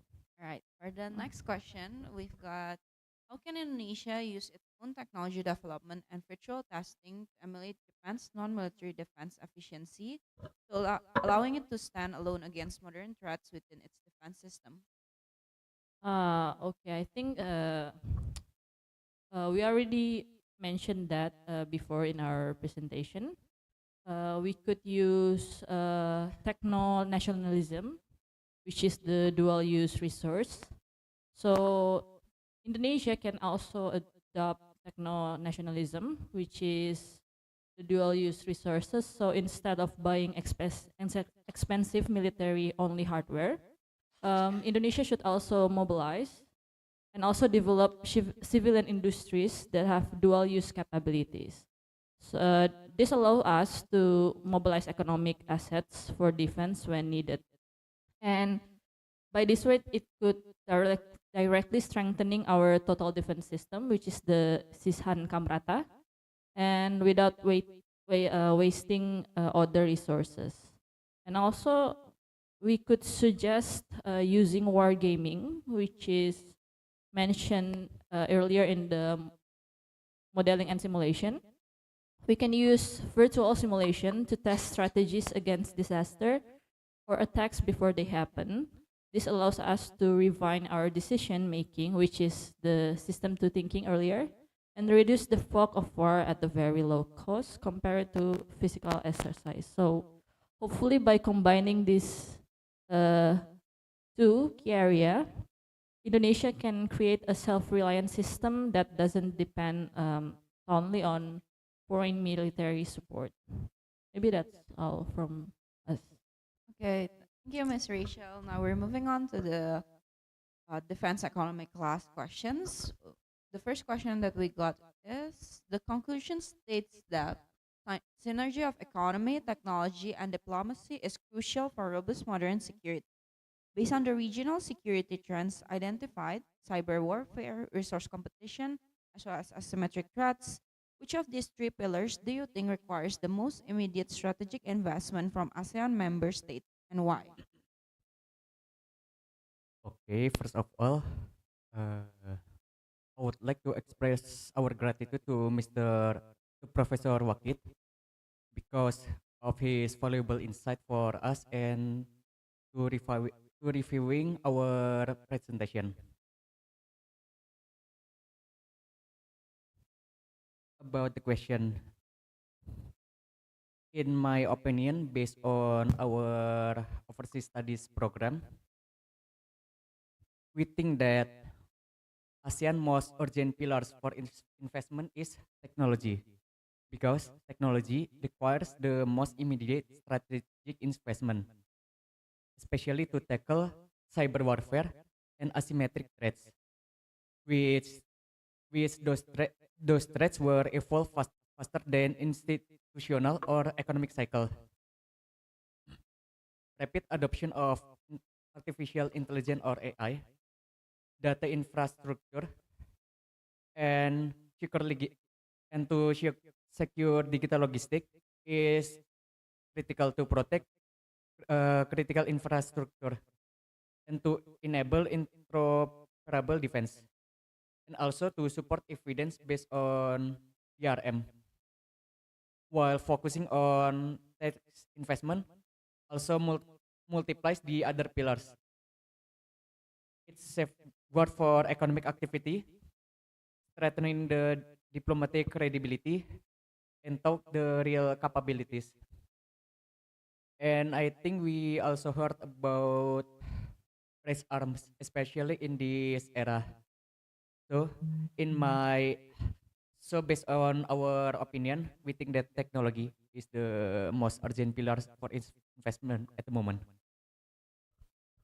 Okay, thank you. For the next question we got is, how does the integration of the whole of government society approach within the Malaysia's cybersecurity strategy concretely enhance national resilience against cross-sector cyber threats, particularly those targeting critical infrastructures such as energy and finance?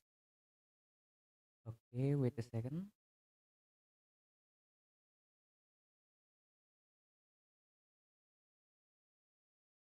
Okay, so duo goes in MCSS or National Resilience. We believe that the integration of the whole government of society or WOGOS approach within Malaysia cybersecurity strategies or MCSS would help to enhance resilience by fostering cross-factor collaboration. It is unites the government agencies, private operators, and civil society in shared security framework, while ensuring that critical infrastructure such as energy and finance are protected enough. Collective governments and also real-time information sharing were, were helping to coordinate to respond against those mechanisms. This holistic engagement reduces vulnerabilities and strengthens the national capacity withstand and recover from cyber attacks. I think that is from Defense Economic. Thank you for the opportunity. All right, thank you, Mr. Andrew Danio. And now we've actually got a lot of questions for energy security. The first question that we got is, the use of biomass for energy production is highly dependent on the consistency and quality of its feedstock. Since biomass comes from diverse materials with different characteristics, the conversion process can become unstable. This variant affects efficiency, cost, and overall energy output. So, why does feedstock variability pose a challenge in implementing biomass to energy? Yeah, thank you, moderator, for the question. I will try to answer. Yeah, we know the biomass is a very, what is it? Very kind of the feedstock. Yeah, it will sample wood chip for the what is it industry, for the forest, and then also even for the waste for the household, for waste household is will be can be produced to biofuel or bioenergy.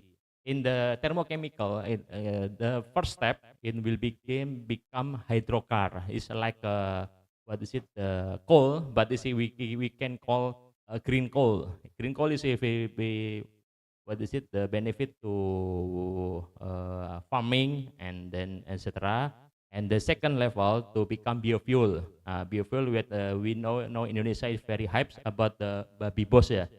This is one of the technology of the how to create biomass to become the bioenergy. and the latest, the highest is become to green hydrogen itself. The hydrogen is very economical. This run with a price about 5 until 7 US dollar per kilogram. So I mean there's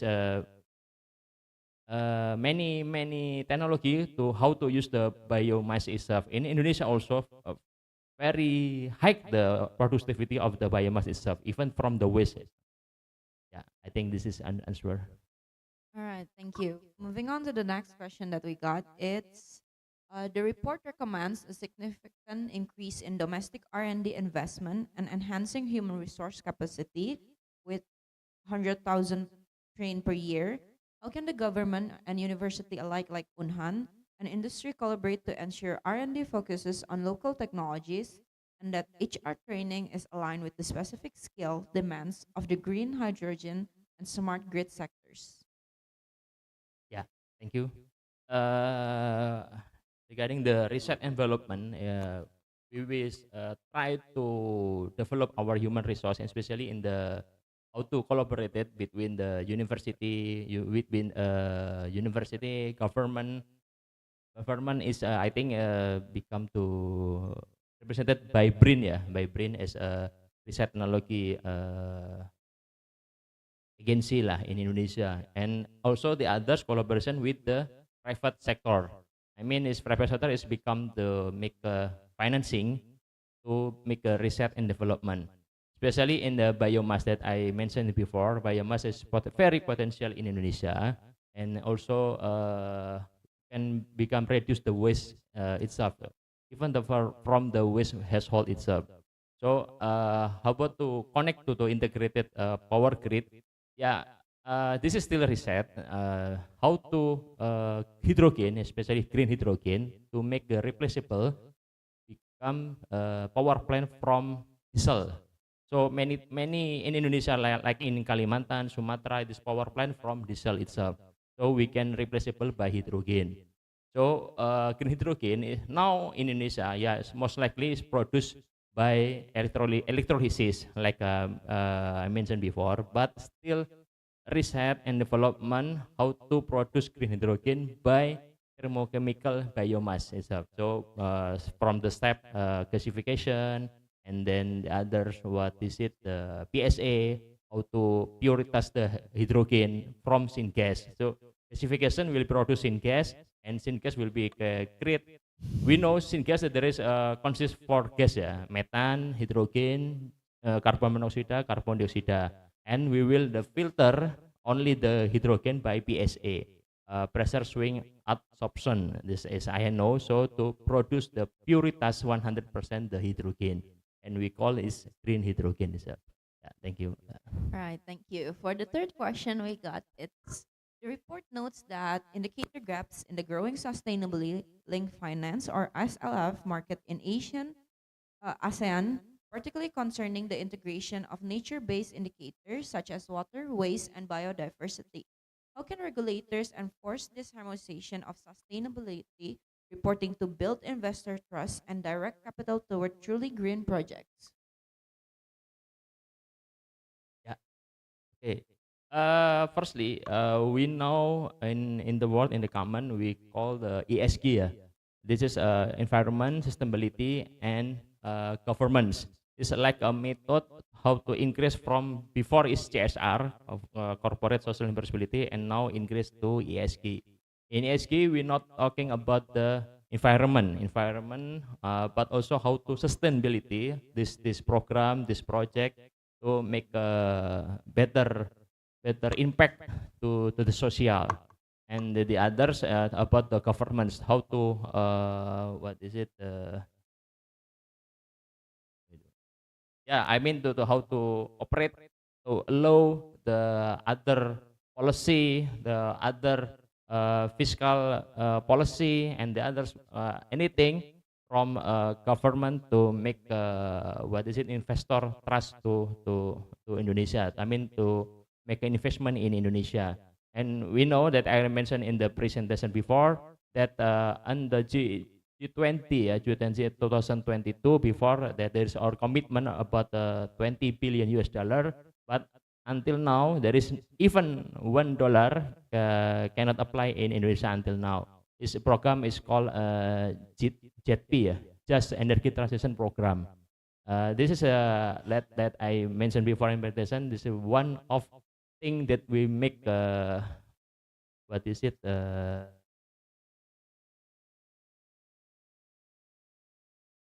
To make a better report, so make it a trust to for the investor to make the investment in Indonesia. I think that is my. Okay, thank you. And this is the final question. It's with the increasing development of cross-border electricity sharing in ASEAN, to what extent is Indonesia able to compete with foreign electricity companies, given that its domestic power sector is dominated by a state monopoly by PLN? It's yeah. Okay, yeah, about the APG, Asian Power Grid Integrated.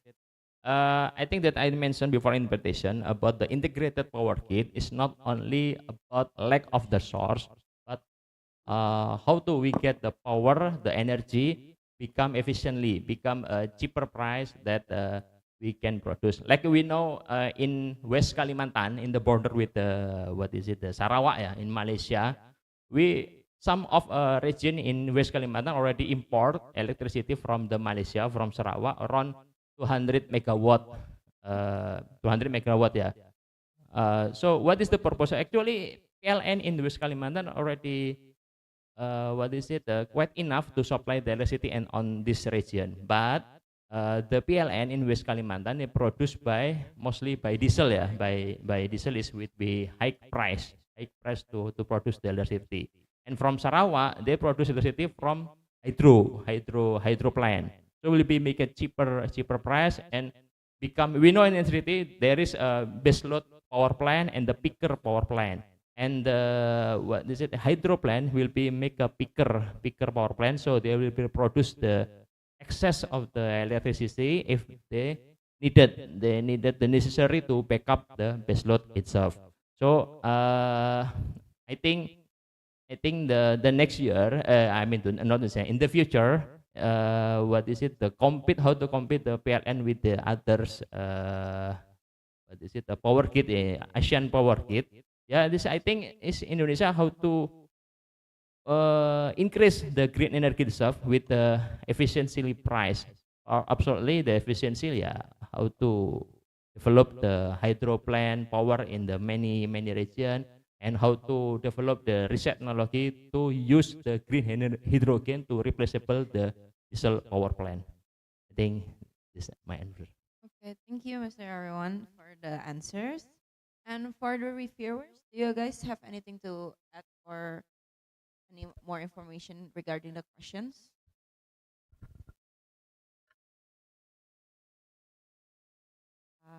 No, so I guess it's a thank you to all three speakers and reviewers for their profound contributions. Let me conclude the presentations for today. The three presentations collectively highlight that modern national resilience depends on integrating economic strength, technological capability, and strategic governance. The first presentation showed how Japan's blueprint through strategic thinking, civil-military integration, dual-use resources, and digital resilience offers actionable lessons for Indonesia to modernize its Chisan Kamrata amid the PUC8 threats. The second presentation emphasizes that Malaysia and Indonesia must strengthen their cyber power, procurement efficiency, and regional cooperation to ensure defense readiness in an increasingly complex security environment. And lastly, the third presentation reinforced that clean energy collaboration supported by technology transfer, sustainable finance, and regional infrastructure like the ASEAN Power Grid is essential for long-term energy security and stability. Together, all three sessions underline one core message, which is security today is multidimensional, and it requires a collaboration among strategy, innovation, and regional partners to build a resilient and sustainable future. We hope the insights gained today will be invaluable for everyone, and I now hand the session back to our MC.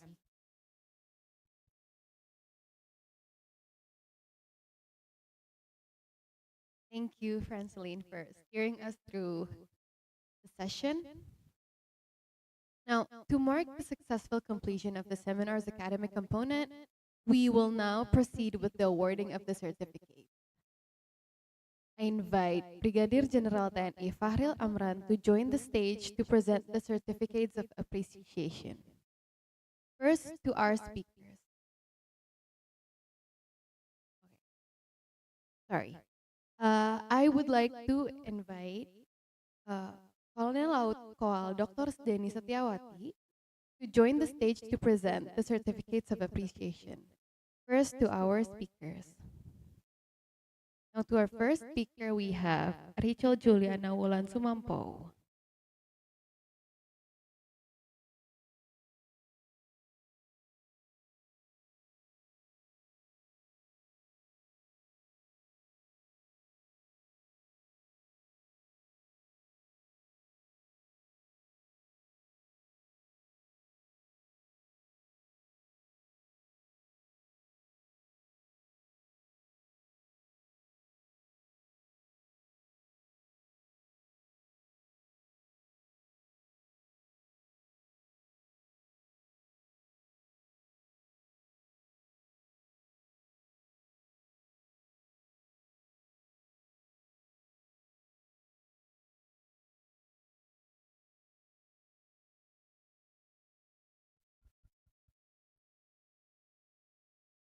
Thank you for presenter from the Rahel. I'll give you the certificate for you. Thank you.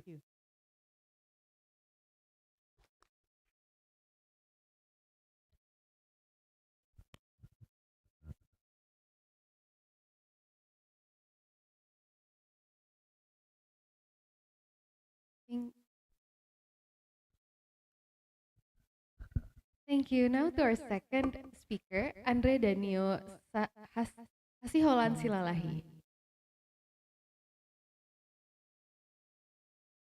Okay, the next, I'll give you the certificate appreciate presented, participate as a presenter for Andre Danio Hasiolan Silalahi. Thank you. Now to our third speaker, Ariawan Hartomo. The last, I'll give the presented to Arya Hartomo, the certificate of appreciation presented for participant as a presenter for Ariawan Hartomo. Thank you. Thank you. Now, please, ma'am, we also wish for you to present the certificates of appreciation to our reviewers. Now, for our first reviewer, we have First Admiral TNI Hidayaturrahman.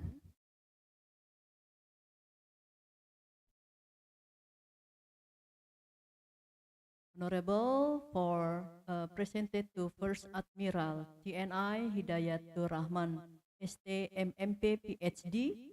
The certificate of appreciation presented for participation as a reviewer overseas comparatives to the program research seminar. Thank you very much. Now to our second reviewer, Professor Dr. Wakhid Slamet Ciptono.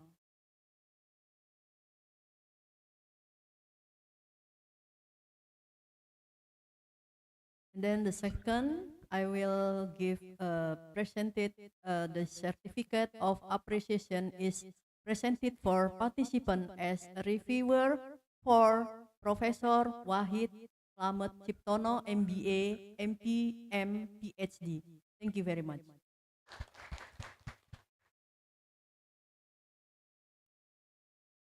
Now to our third reviewer, Dr. Anhar Riza Antariksawan.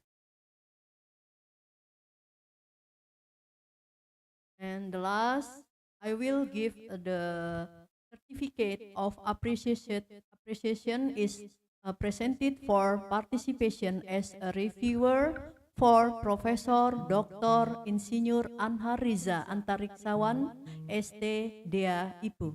Thank you.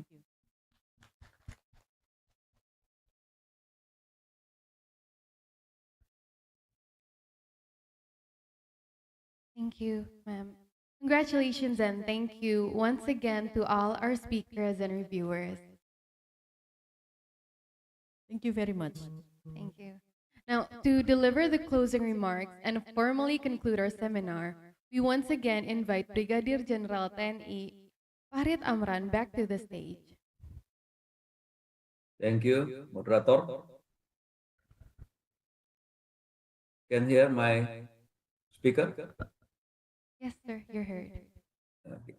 Ladies and gentlemen, as we conclude on the result of the Overseas Studies Visit Seminar Program of the Faculty of Defense Management, allow me to highlight several key takeaways from today's discussion.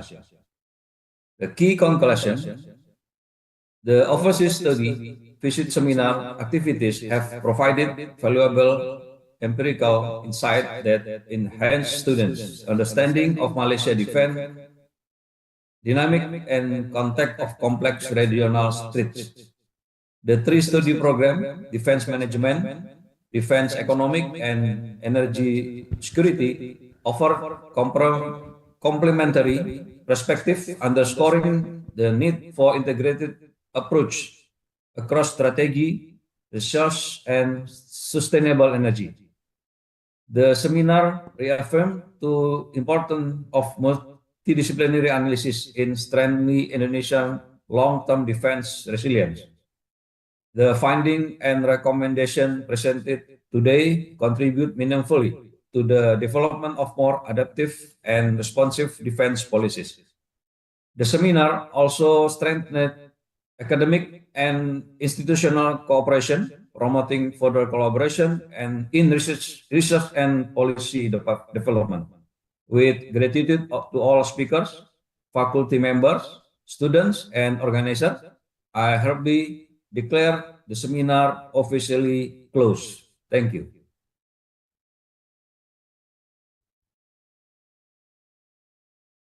Thank you, Vice Dean, for the closing remarks. Now, as we prepare to bid our formal farewells, let us honor this occasion by listening to Bagimu Negeri.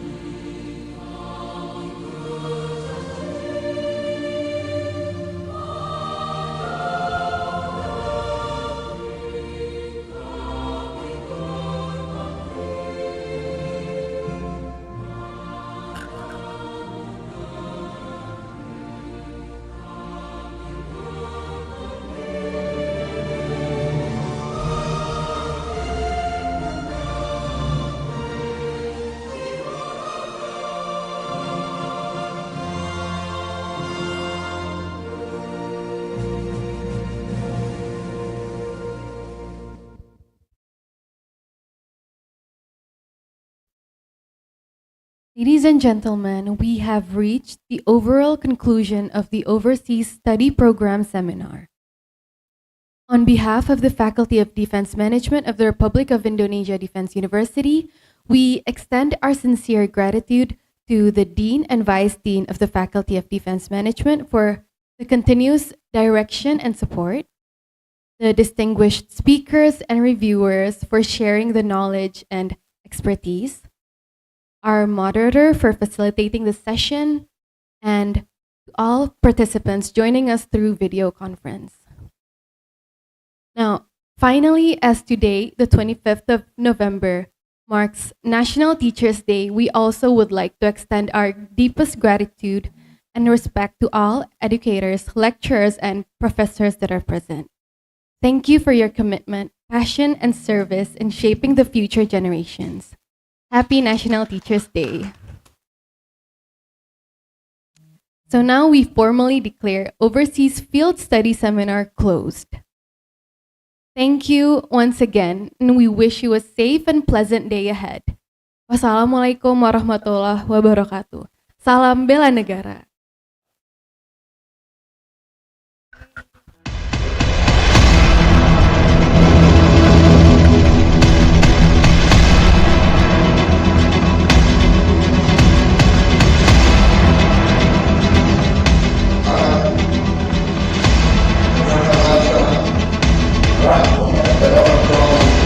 Now the country, nation, people and the parents are waiting for the new Monottoman State Committee.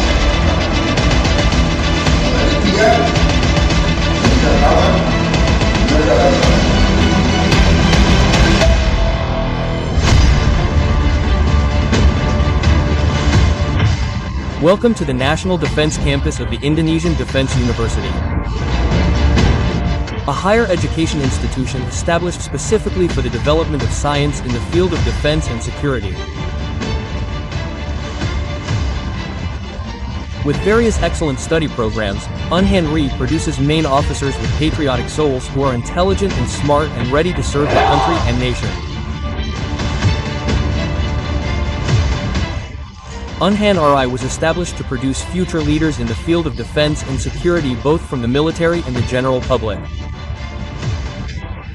Anhar students come from TNI soldiers, Polri, and various government agencies engaged in the field of defense security and the best sons and daughters of the nation.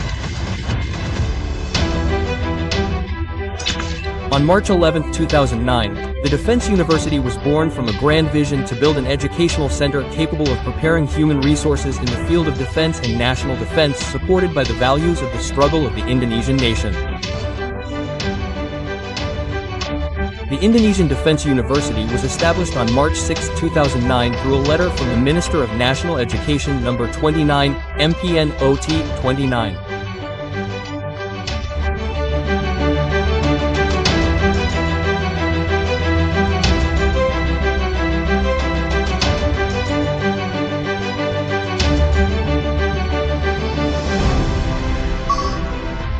Anhar is located in Sentul, Bogor, West Java, which is strategic and close to Jakarta, facilitating access for students and staff from various regions.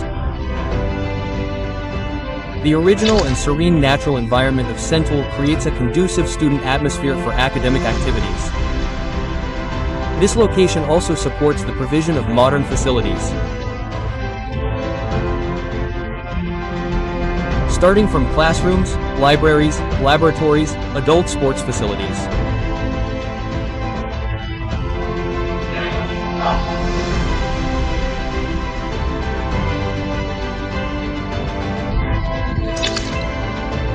Hes Cadet Putra, Hayes Cadet Putra.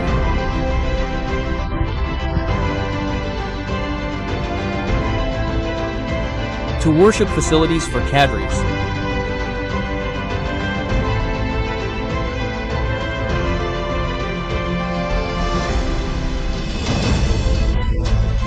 In addition, the Defense University also has a campus in the central Jakarta area for postgraduate doctoral and master's programs and a Belu campus in East Nusa Tenggara for vocational programs. The Defense University has 9 faculties consisting of 4 levels of programs, namely the doctoral program or S3, the master's program or S2, the undergraduate program or S1, and the vocational program or D3. Some of the faculties include the S3 Faculty of Defense Science designed to produce superior thinkers and researchers in the field of defense science. Then the master's and undergraduate programs of the Faculty of Defense Strategy are designed to develop strategic understanding in the fields of defense and security, military strategy, geopolitics, and defense management.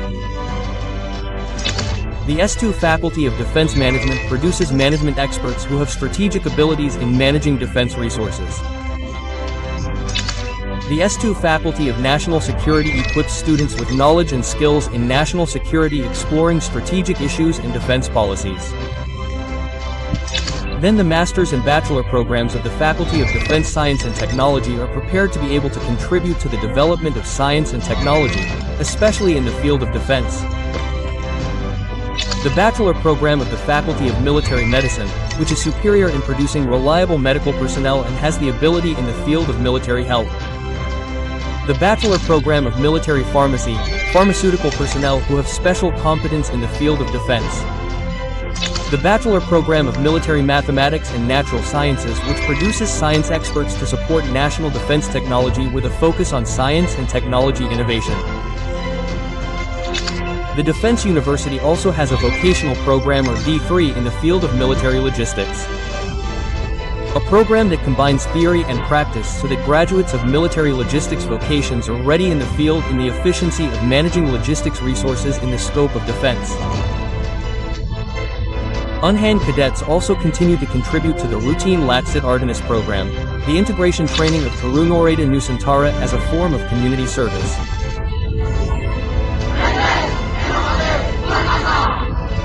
In addition, lecturers and students of Unhan RE also continue to show achievements, both academic and non-academic achievements in various fields ranging from national to international levels. A project that I think is quite proud.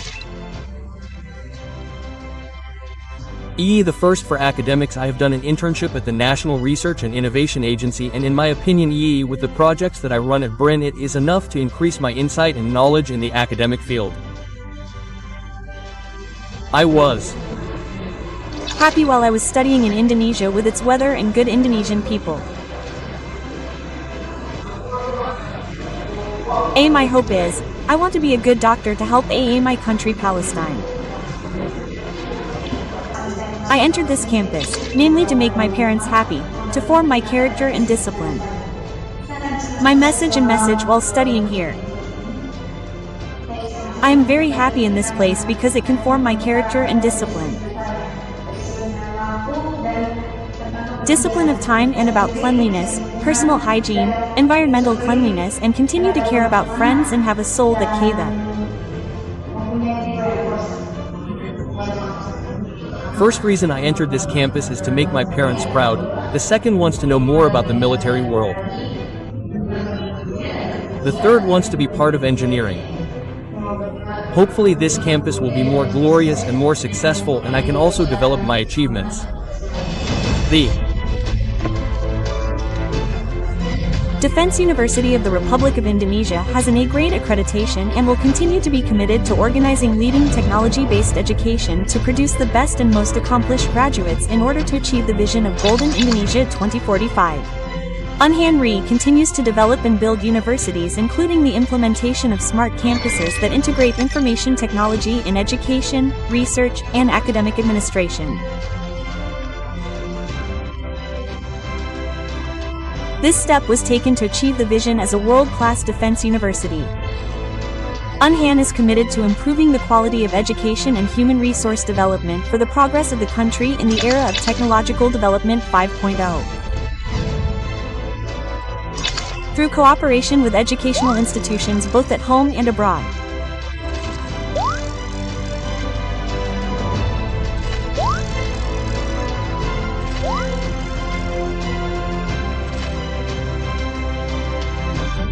Unhan creates intelligent, professional, and integrity alumni from various parts of the world.